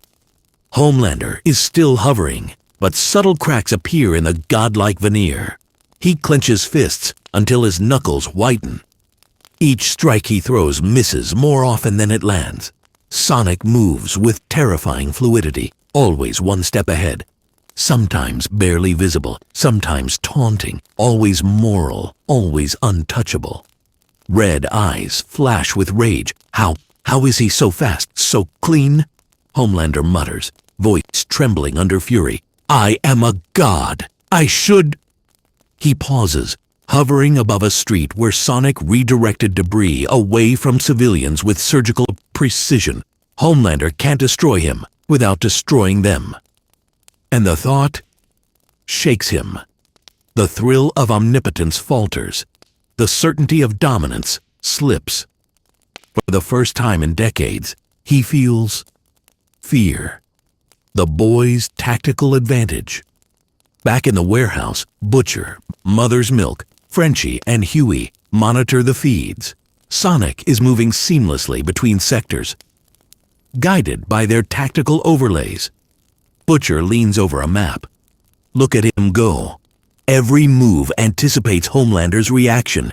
He's using our intel, adjusting to every possible strike. This ain't just a fight. It's a dismantling of fear. Frenchie nods. The public is seeing it too. Every action, every rescue, every controlled engagement, it's spreading. Homelander is losing control of his image, of his narrative. Huey whispers, eyes glued to the screen.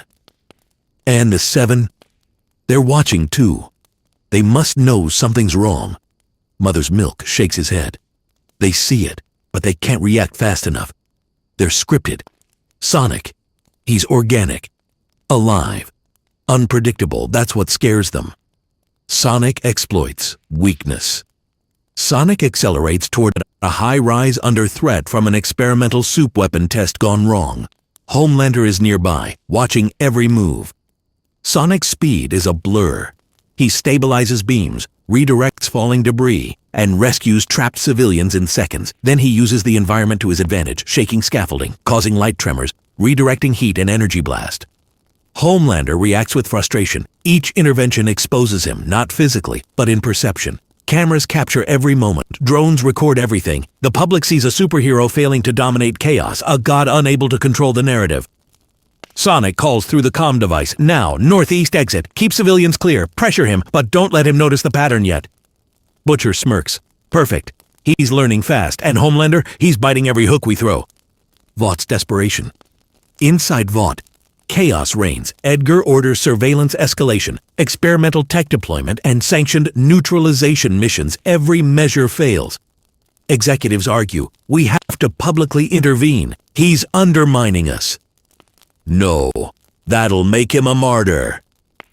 They're losing control of the media narrative. Edgar bangs his fist on the table. Then we do what we always do. Remove the variable. Destroy the symbol. But the symbol, Sonic, is untouchable. No tech, no soup, no weapon can consistently track him.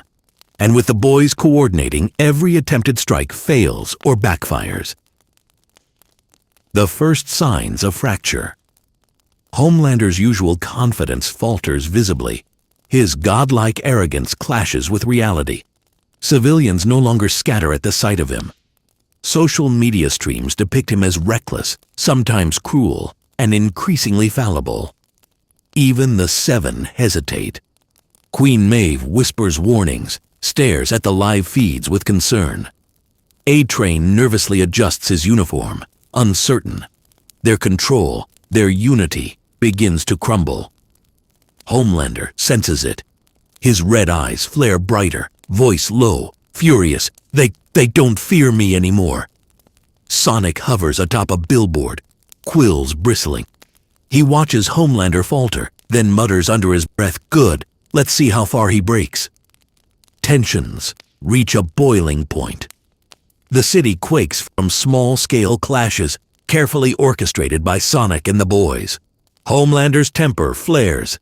He begins targeting innocuous infrastructure, not civilians, but buildings, symbols, signaling to the public that he's still a god. But the people see through it.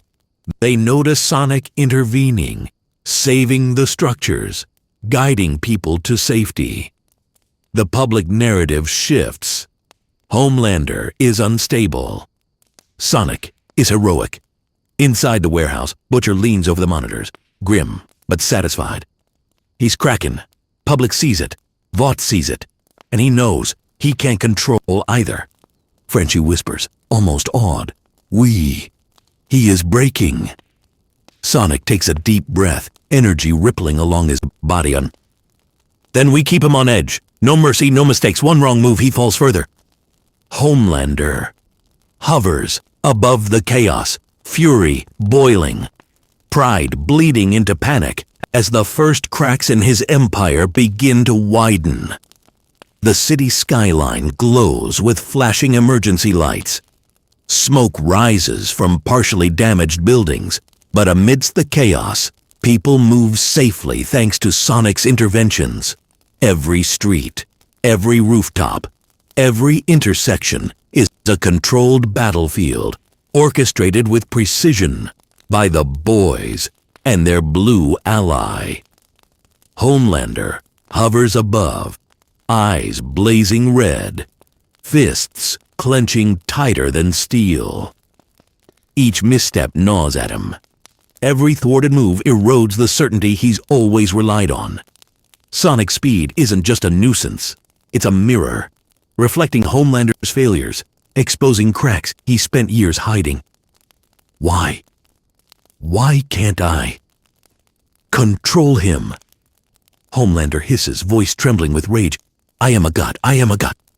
But the people aren't running.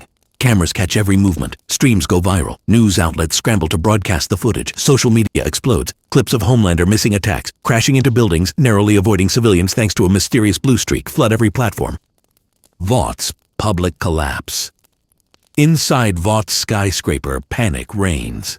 Executives yell, phones ring endlessly, and the PR department is on the verge of meltdown.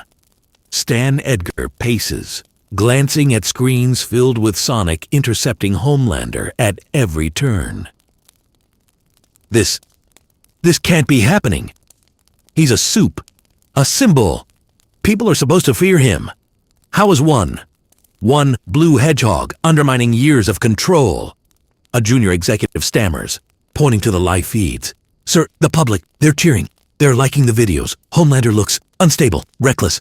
And the Seven, they're faltering under scrutiny. Edgar slams a hand on the desk. Neutralize him, now. I don't care how. Soup weapons, drones, anything. He cannot exist outside our control. But every strike fails. Sonic's speed and the boys' coordination make it impossible. Civilian casualties are minimized or entirely avoided, and Vaught's resources crumble under the pressure of public scrutiny. The psychological siege. Homelander descends toward a downtown intersection where a partially collapsed bridge threatens thousands of lives. Sonic is already there, guiding debris, evacuating civilians, his quills flickering with controlled energy. You think you can humiliate me in front of everyone? Homelander roars. heat vision scorching the pavement near Sonic, narrowly missing civilians. Sonic doesn't flinch. He zigzags between collapsing girders, redirecting energy blasts and carefully guiding people to safety. His voice is calm, steady, cutting through the chaos. No, I'm showing them what a real hero looks like. Every word, every action undermines Homelander's godlike image. The public sees a blue blur protecting lives, while the once feared Soup falters, erratic and violent, desperate to maintain control. The Seven's hesitation. Even the Seven notice. Queen Maeve watches live feeds from a secure location, eyes narrowing. He's not just fast.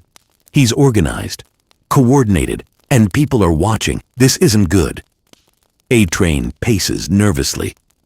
We can't just charge in. He's too quick. And Homelander, he's losing it. He's angry, unstable. Black Noir remains silent, as always. But the tension is palpable. The Seven are fractured, unsure, exposed. Their empire of fear is unraveling because Sonic refuses to play by the rules Vought set. Homelander confronts the Alliance. Homelander finally pinpoints the source. Sonic and the boys working in tandem. He hovers above the rooftop where Sonic lands to adjust drone coverage, quills flickering softly.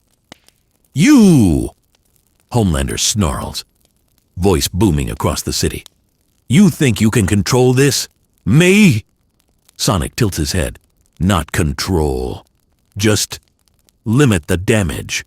Keep people safe. Something you've never done consistently." Butcher speaks through the calm but firm. "You're not untouchable, Homelander. Not in this city. Not anymore." Homelander's expression flickers, rage, disbelief, and the faintest hint of fear. "You're all disposable." "Maybe," Huey responds nervously. "But we're organized and we're not alone, Utsala." Sonic moves in, fast as a streak of lightning. Positioning himself strategically between Homelander and civilians, the message is clear: he cannot harm innocence without consequence. Homelander's fists pound the air, sending shockwaves, but Sonic anticipates every move, saving lives, redirecting destruction, while the boys manipulate the environment. Symbolic destruction of Vought control. From the air, Sonic maneuvers toward Vaught's headquarters. Frenchie has hacked security cameras, creating exposure for every misstep. Sonic moves debris, disables defensive measures, and even uses small bursts of controlled energy to reveal structural weaknesses. Symbolic, precise, non-lethal. Cameras catch everything. Homelander notices. They're exposing me. They're tearing down Vought in front of me. Every failure to control the chaos chips away at his composure. His godlike confidence erodes. The public sees a broken deity, a failed symbol. Sonic, guided by the boys, turns Vaught's own empire against it, proof that power without morality is fragile. Homelander's first real panic. Red eyes flare, body tense, as he hovers above a partially collapsed plaza. Sonic appears behind him, quills flicking, energy crackling with anticipation. You can't stop me!" Homelander snarls, voice breaking. "I am invincible." Sonic's voice is steady. "You were. Not anymore." A building shudders as Homelander lashes out, missing entirely. His fury becomes desperation. Sonic darts, precise, calculating, guiding civilians, exposing structural weaknesses in Vaught's staging, forcing Homelander to overextend and making every failed strike public. Below, the boys watch, tense but exhilarated. They've turned the tables. Sonic isn't just a speedster, he's the catalyst of collapse, a force of justice that undermines fear, myth, and propaganda. The stage is set. Homelander is cracking. Vaught's empire trembles. Sonic and the boys, united by strategy, speed, and moral resolve, are about to push the Soup system to its breaking point. Homelander's breathing is heavy, each exhale sharp, loud enough to rattle glass and surrounding skyscrapers. His once perfect posture now trembles. A subtle but unmistakable sign of instability. Sonic moves above him like liquid light, quills sparking, each maneuver designed to frustrate, misdirect, and expose the soup's weaknesses. You think this ends with me? Homelander growls, voice cracking. I am the pinnacle. I am invincible. Sonic tilts his head, eyes calm. You were, not anymore. And you're about to learn the consequences of fear, without morality. The city as a battlefield. The city itself becomes a weapon against Homelander. Frenchie manipulates drone networks to block his line-of-sight attacks, sending him chasing shadows, while the boys coordinate evacuation and exposure. Mother's Milk monitors public broadcast feeds, ensuring every failure is captured. Red-eyed fury turns into desperation. Homelander lashes out at structures, but every strike is anticipated. Sonic saves lives while forcing him to expend energy on misdirected attacks. Each miscalculation chips away at his godlike aura. Butcher watches from the warehouse, tense but thrilled. He's breaking. Keep the pressure. Don't let him breathe. Every step, every move, we exploit it. Make him question reality. Make him doubt himself. Huey murmurs nervously, "This is insane. We're actually doing this. We're taking him down?" Butcher smirks. "Not taking him down yet, kid. Just showing him he's not untouchable. That's enough for now." Vought crumbles. Inside Vought headquarters, panic reaches fever pitch. Executives scramble. PR teams send emergency memos. Legal teams attempt damage control. And Stan Edgar's face tightens with rage and disbelief. They're exposing everything. Public sentiment is shifting. The blue blur is making Homelander look weak. How is this possible? Edgar yells into a phone, voice trembling. Junior executives sweat profusely. "Sir, the social feeds. They're calling for Vought accountability. Even the press is questioning their authority. If this keeps up, public trust will collapse," Edgar screams. "Then neutralize him. I don't care how. Experimental weapons, drones, mercenaries, anyone. Do it now." But every plan fails. Sonic's speed and the boys' coordination make interference impossible. Every attempt to capture or harm him results in public exposure, and Homelander's failures are broadcast live, accelerating the collapse of Vaught's empire. Homelander's psychological breaking point.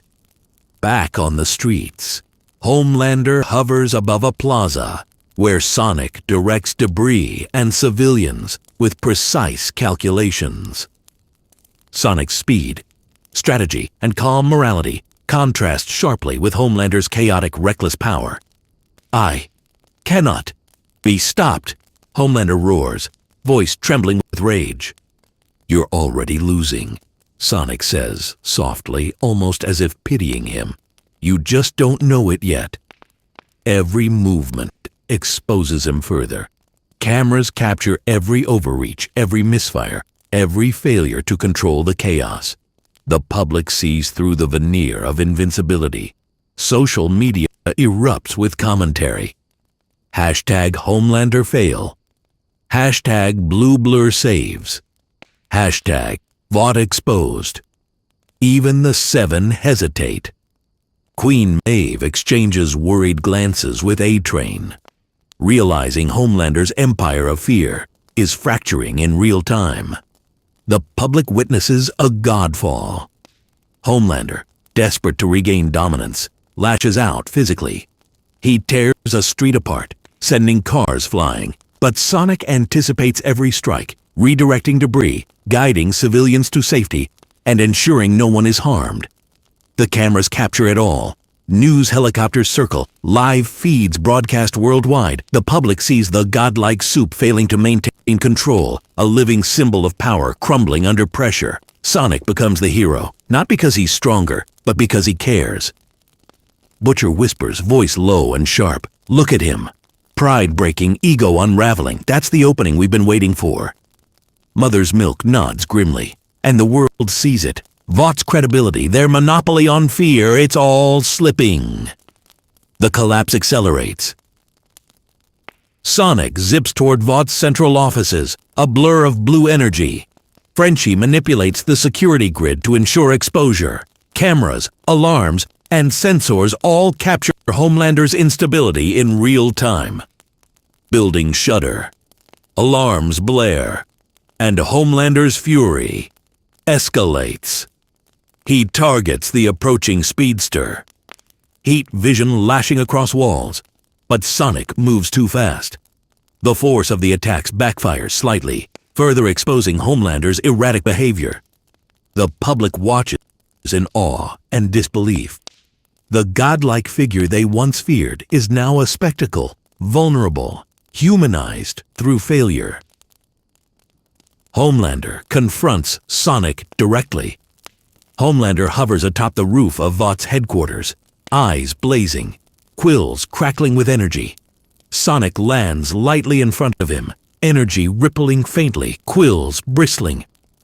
You dare humiliate me in front of the world, Homelander growls.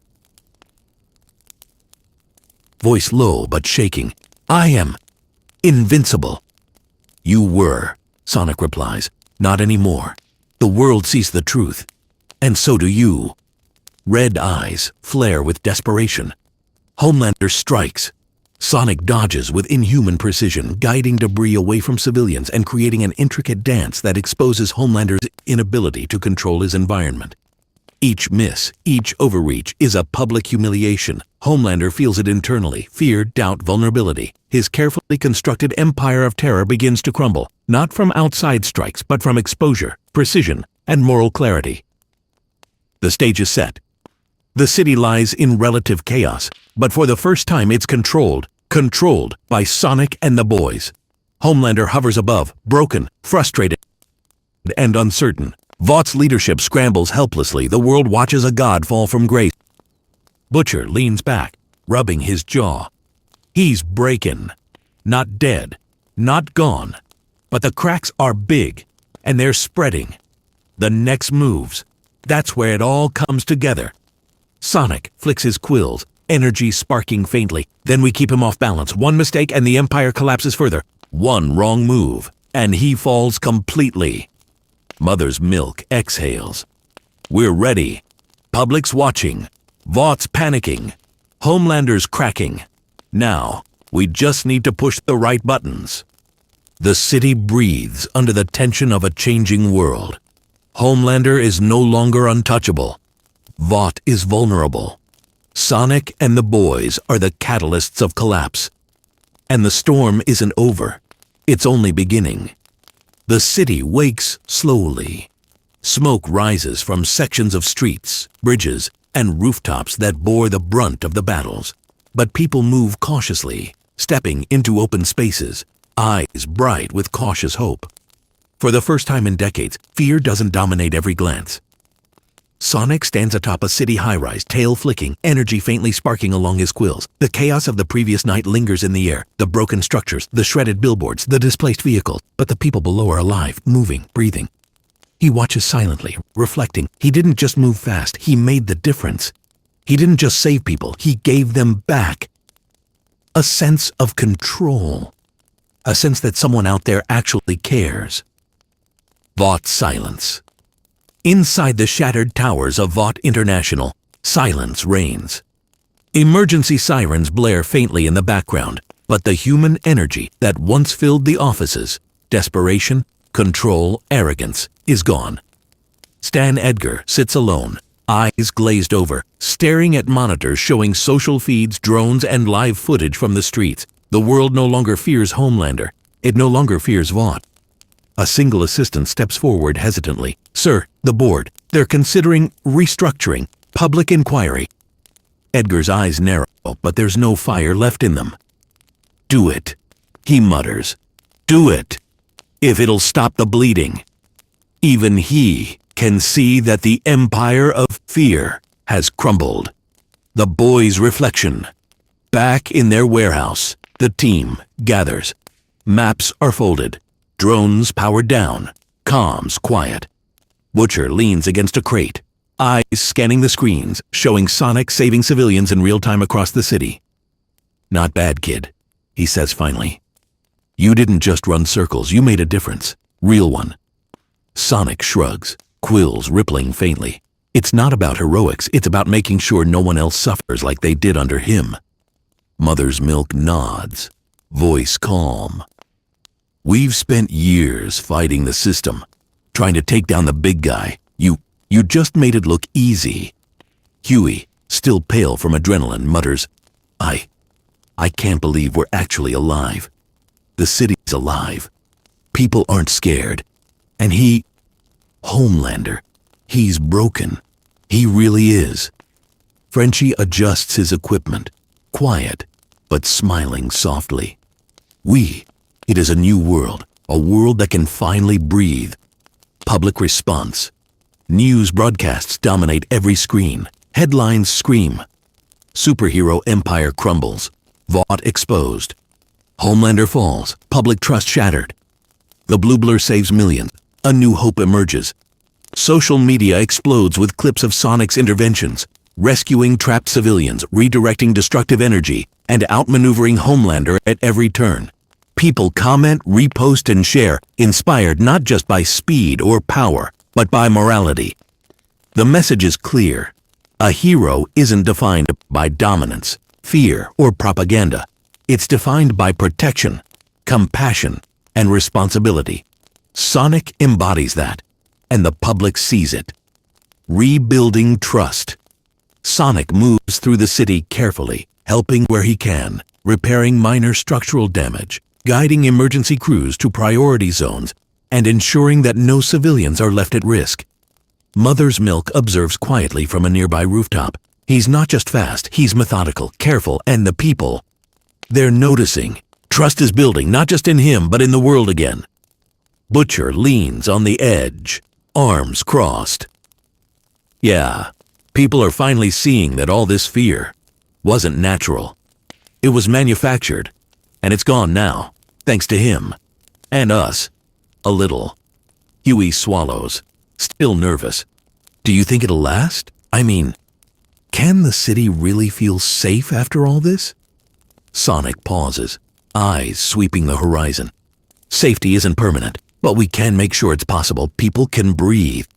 For now. And that's a start."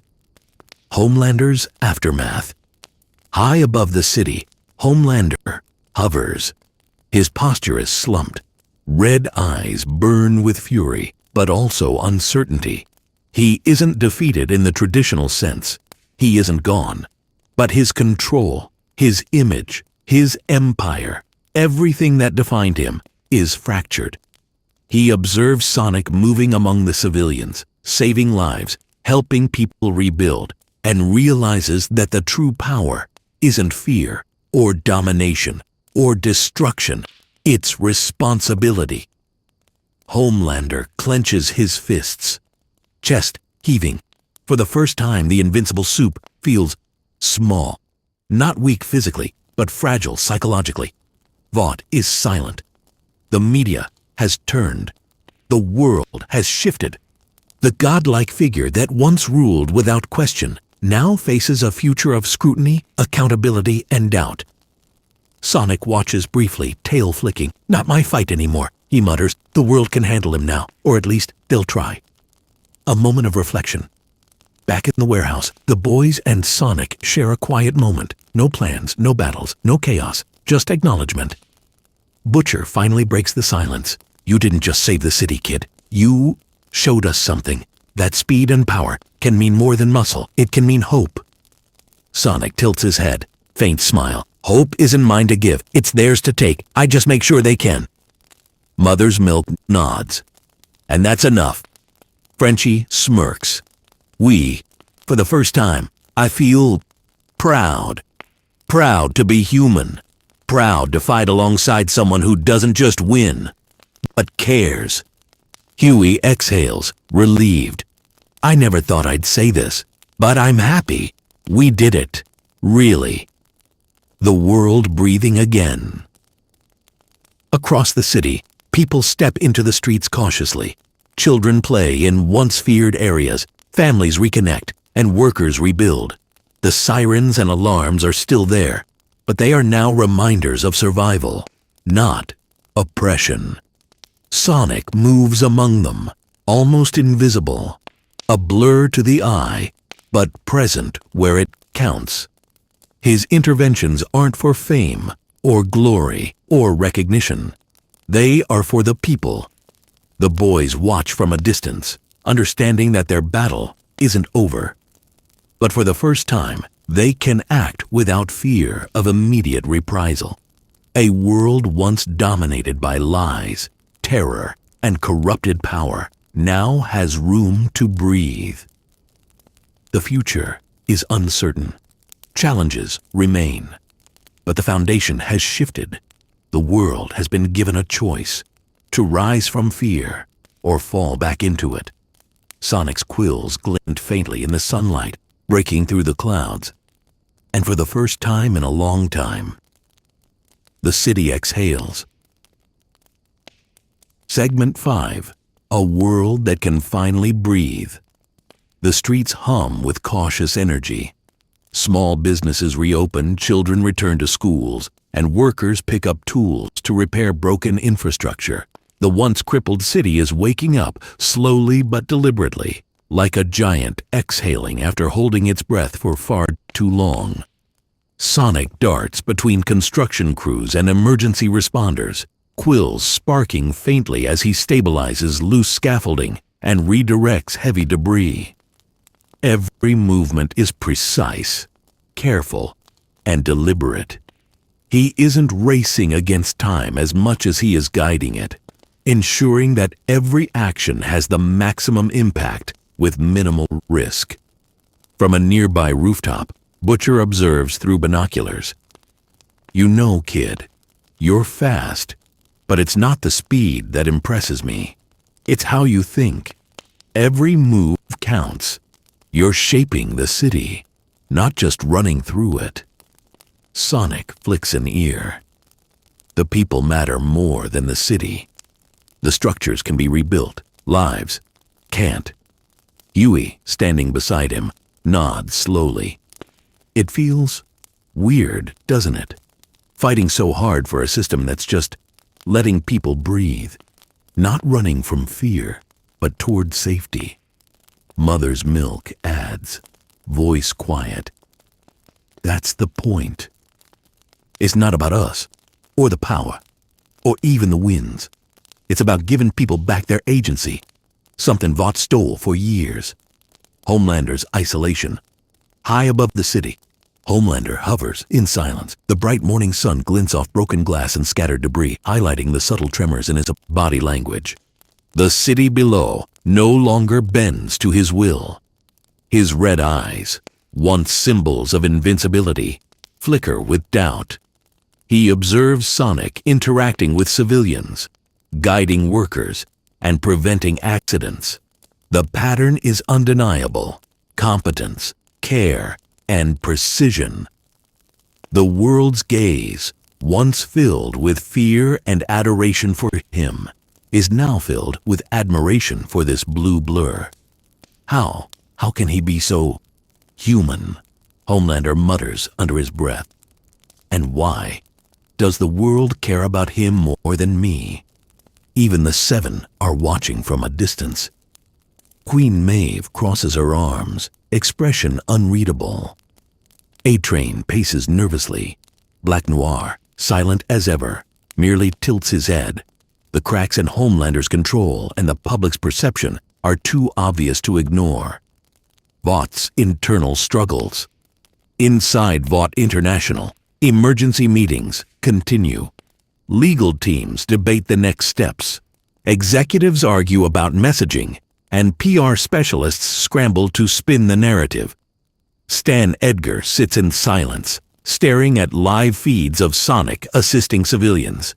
Every display reminds him that the once unassailable figure of Homelander is now undermined in the public eye. "You see?" a junior executive asks, hesitantly. The footage, The civilians, they're rallying behind the hedgehog.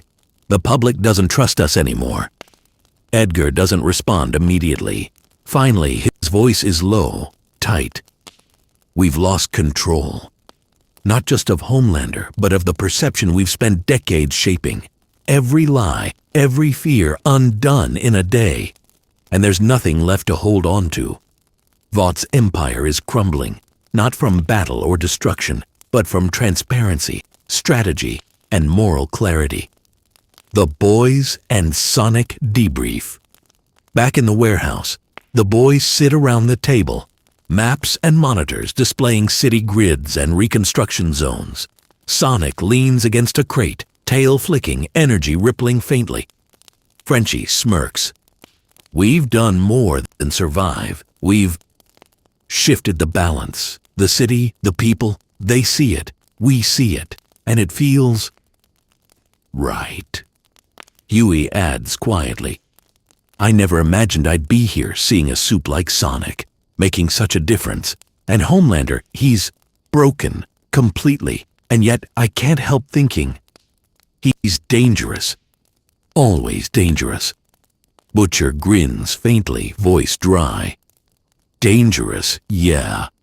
But now he's human enough to make mistakes. And mistakes, that's our edge. Mother's Milk leans back. We've shown the world that power without accountability fails. That's the message. That's what changes things. Sonic watches the team, quills twitching. I don't need thanks. I don't need fame. But this is a start. A chance for the world to try again. Public rebuilding and recovery. Across the city, crews work tirelessly. Broken bridges are reinforced, damaged power lines repaired, and emergency services operate under a renewed sense of purpose. Citizens, once cowered by fear of Vought and Homelander, volunteer to assist. Streets buzz with life, voices, and cautious optimism. Children run through parks, their laughter echoing in spaces that once felt haunted. Shops reopen, cafes fill with patrons, and murals celebrating resilience appear on walls. Sonic occasionally appears, saving a worker from a falling beam, or directing civilians safely across a precarious street, always careful, always precise. News outlets continue broadcasting, highlighting the recovery, emphasizing hope, and contrasting Sonic's actions with Homelander's instability. Social media trends solidify this narrative. Public perception has shifted fundamentally in a way that will last. Homelander faces reality. From the rooftop of a damaged skyscraper, Homelander watches the city breathe. He sees children playing safely, adults rebuilding, and Sonic guiding them. The red glow in his eyes softens for a fraction of a second. For the first time, Homelander realizes that invincibility and power are meaningless without respect and accountability. His aura of invulnerability has been shattered, and no propaganda, PR stunt, or physical force can restore it. He clenches his fists, jaw tight, and mutters, So, this is what responsibility looks like. Even a god can learn humility, or at least fear the consequences of losing control. The calm before the future. Back in the warehouse, the boys and Sonic finish coordinating recovery efforts. There is no celebration, only quiet acknowledgement. Their work isn't done, but the city has a chance, a moment to breathe, reflect, and rebuild. Sonic flicks a quill. This isn't the end. Challenges remain. Soups, systems, people. They'll test this balance. But it's a start, and that's enough for now. Butcher nods, voice low. Yeah, for the first time in a long while, we're not just reacting. We're leading, guiding, making sure the next mistakes don't cost anyone else their lives.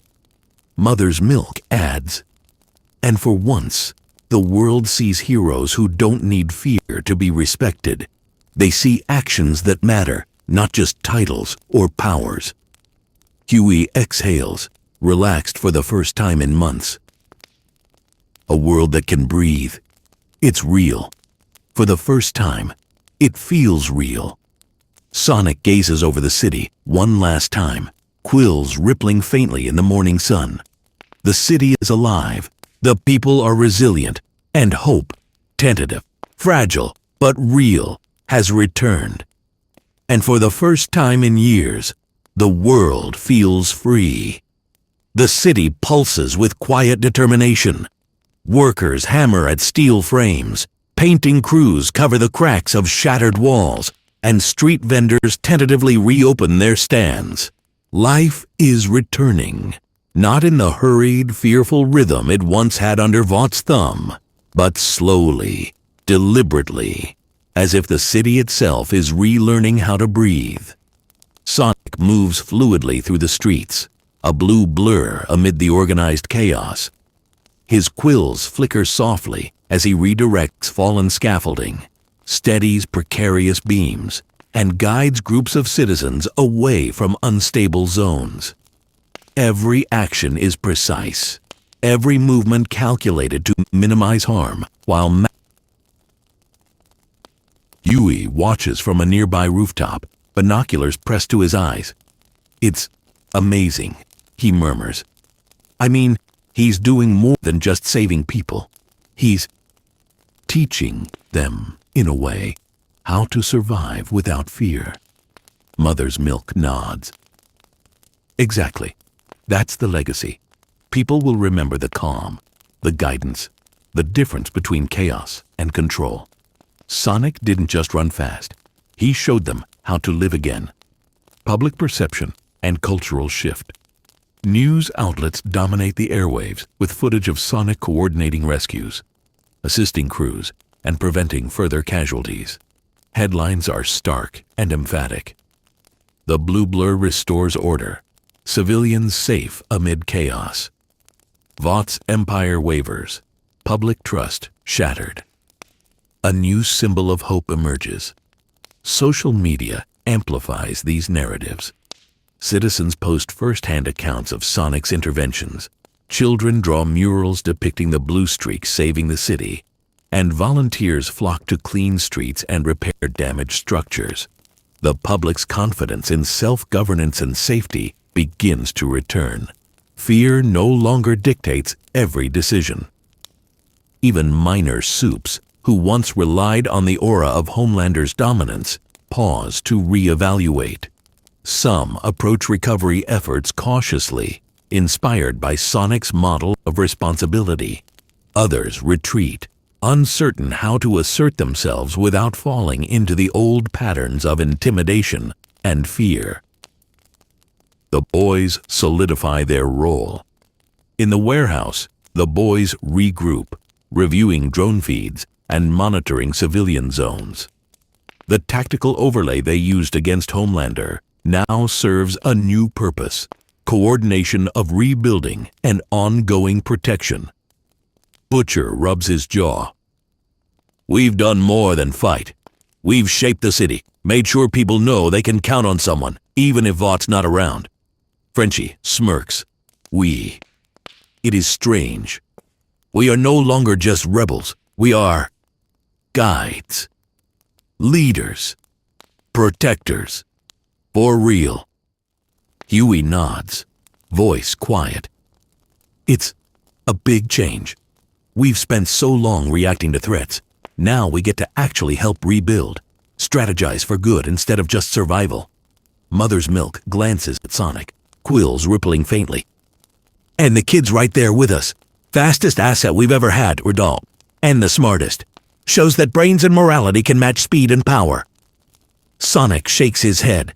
"I don't need thanks. The people, they're the ones who matter. My speed doesn't save them. It's what I do with it that counts." Homelander's struggle continues. High above the city, Homelander hovers. Silent. The world has changed, and he is no longer at its center. His red eyes scan the streets, lingering on Sonic coordinating relief, preventing casualties, and directing citizens safely. Panic, frustration, and confusion ripple through him. For the first time, he realizes his control is gone. The fear he once commanded is replaced by admiration for someone else. A blue blur, fast, precise, and responsible. He clenches his fists, jaw tight. This is impossible. I am the pinnacle. I am invincible. Yet the world prefers him over me. Even within the Seven, unease grows. Queen Maeve remains silent, watching from afar. A-Train paces nervously, realizing that the power dynamics have shifted. Black Noir tilts his head, silent but observant, recognizing that the old order is crumbling. Homelander's isolation becomes psychological as much as physical. No army, no PR spin, no suit backup can restore the public's faith. Sonic and the boys have exposed the vulnerability beneath his invincibility. Small victories, big ripples. As Sonic speeds through the city, small victories accumulate. A collapsed playground stabilized before children can enter. Fallen power lines rerouted, preventing citywide blackouts. Minor soups guided toward productive aid instead of reckless confrontation. Every act reinforces public trust, and every misstep by Homelander is broadcast and amplified. People begin to rebuild not just structures, but faith in the possibility of a world without fear of soup domination. Frenchie whispers to Butcher, voice low, "Look, it's more than the city, the morale, the belief. They're taking back life, freedom, Lowell." Butcher grins faintly. "Damn right. That's what we've been fighting for." Sonic reflects on responsibility. At sunset, Sonic perches atop a high-rise, quills glimmering faintly in the fading light. He watches workers, families, and volunteers moving safely through the streets. He reflects on his journey from a speedster racing through his universe to a strategic force shaping a new world in another. His speed gave him an advantage, but it was choice, morality, and strategy that made the difference. Protecting lives, guiding civilians, and dismantling an empire of fear were far more important than victories against a single opponent.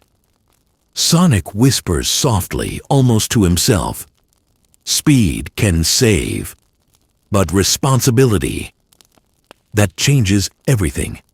Hints of the future. The city is alive again, but challenges remain.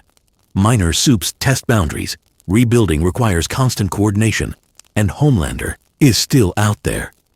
Broken, frustrated, and scheming.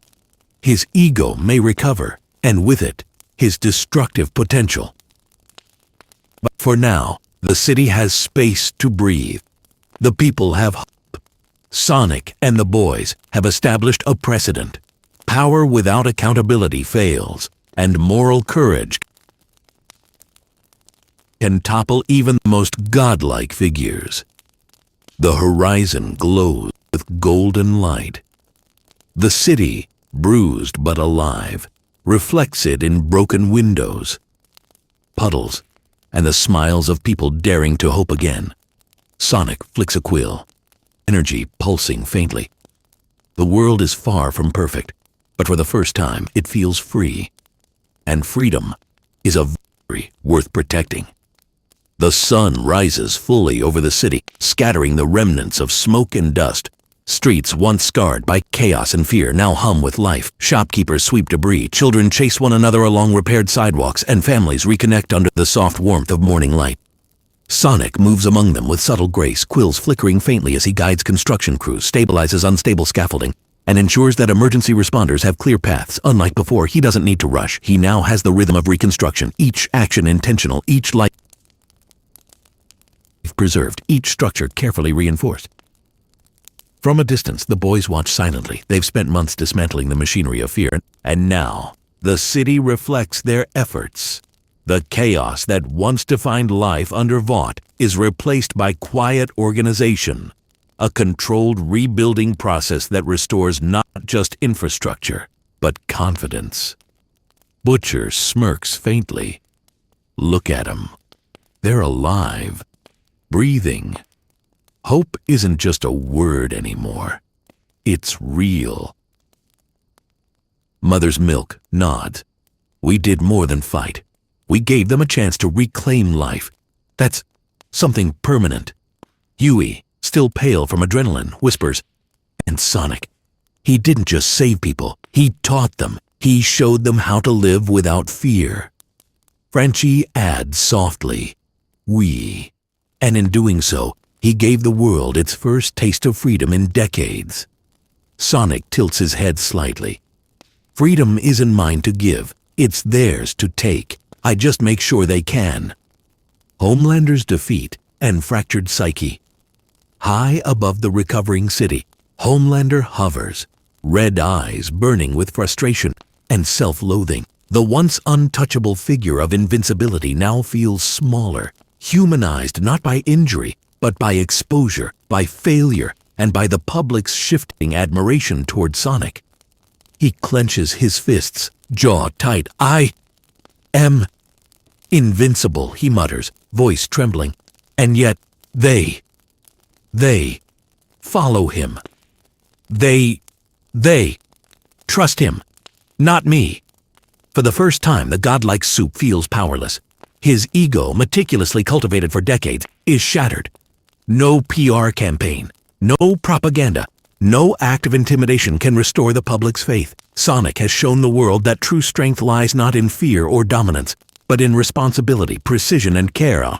Even the Seven are fractured. Queen Maeve and A-Train avoid him, unsure of how to assert themselves without repeating past mistakes. Black Noir remains silent, observing the new balance. Homelander's empire is not destroyed physically, but its foundation, fear and control, is gone. A city learning to live again. Across the streets, life flourishes. Street musicians play cautiously, drawing a small crowd. Cafes open their doors, inviting people back into spaces that once felt unsafe.